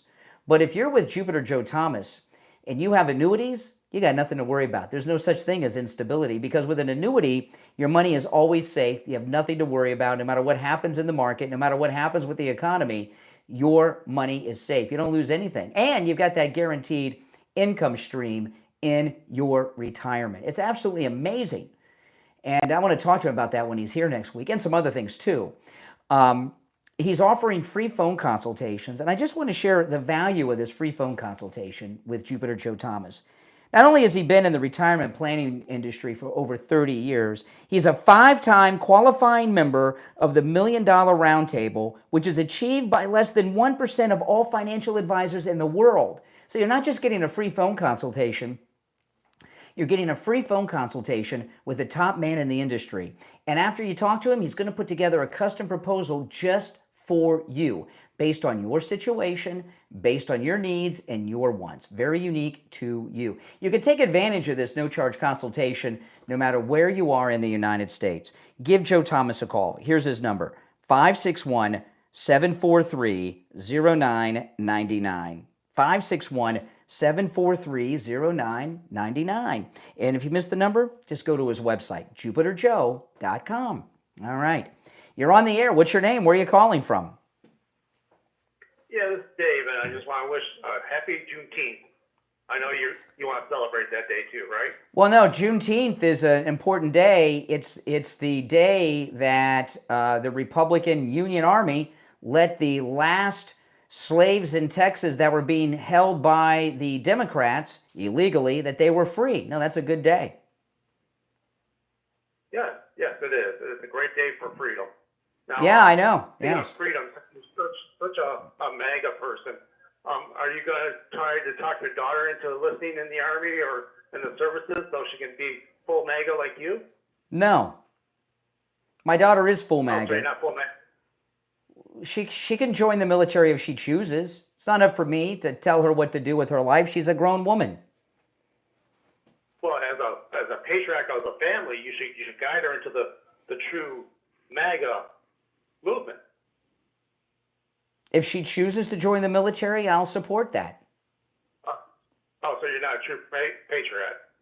A patriot? I don't know what a patriot is. What's a patriot?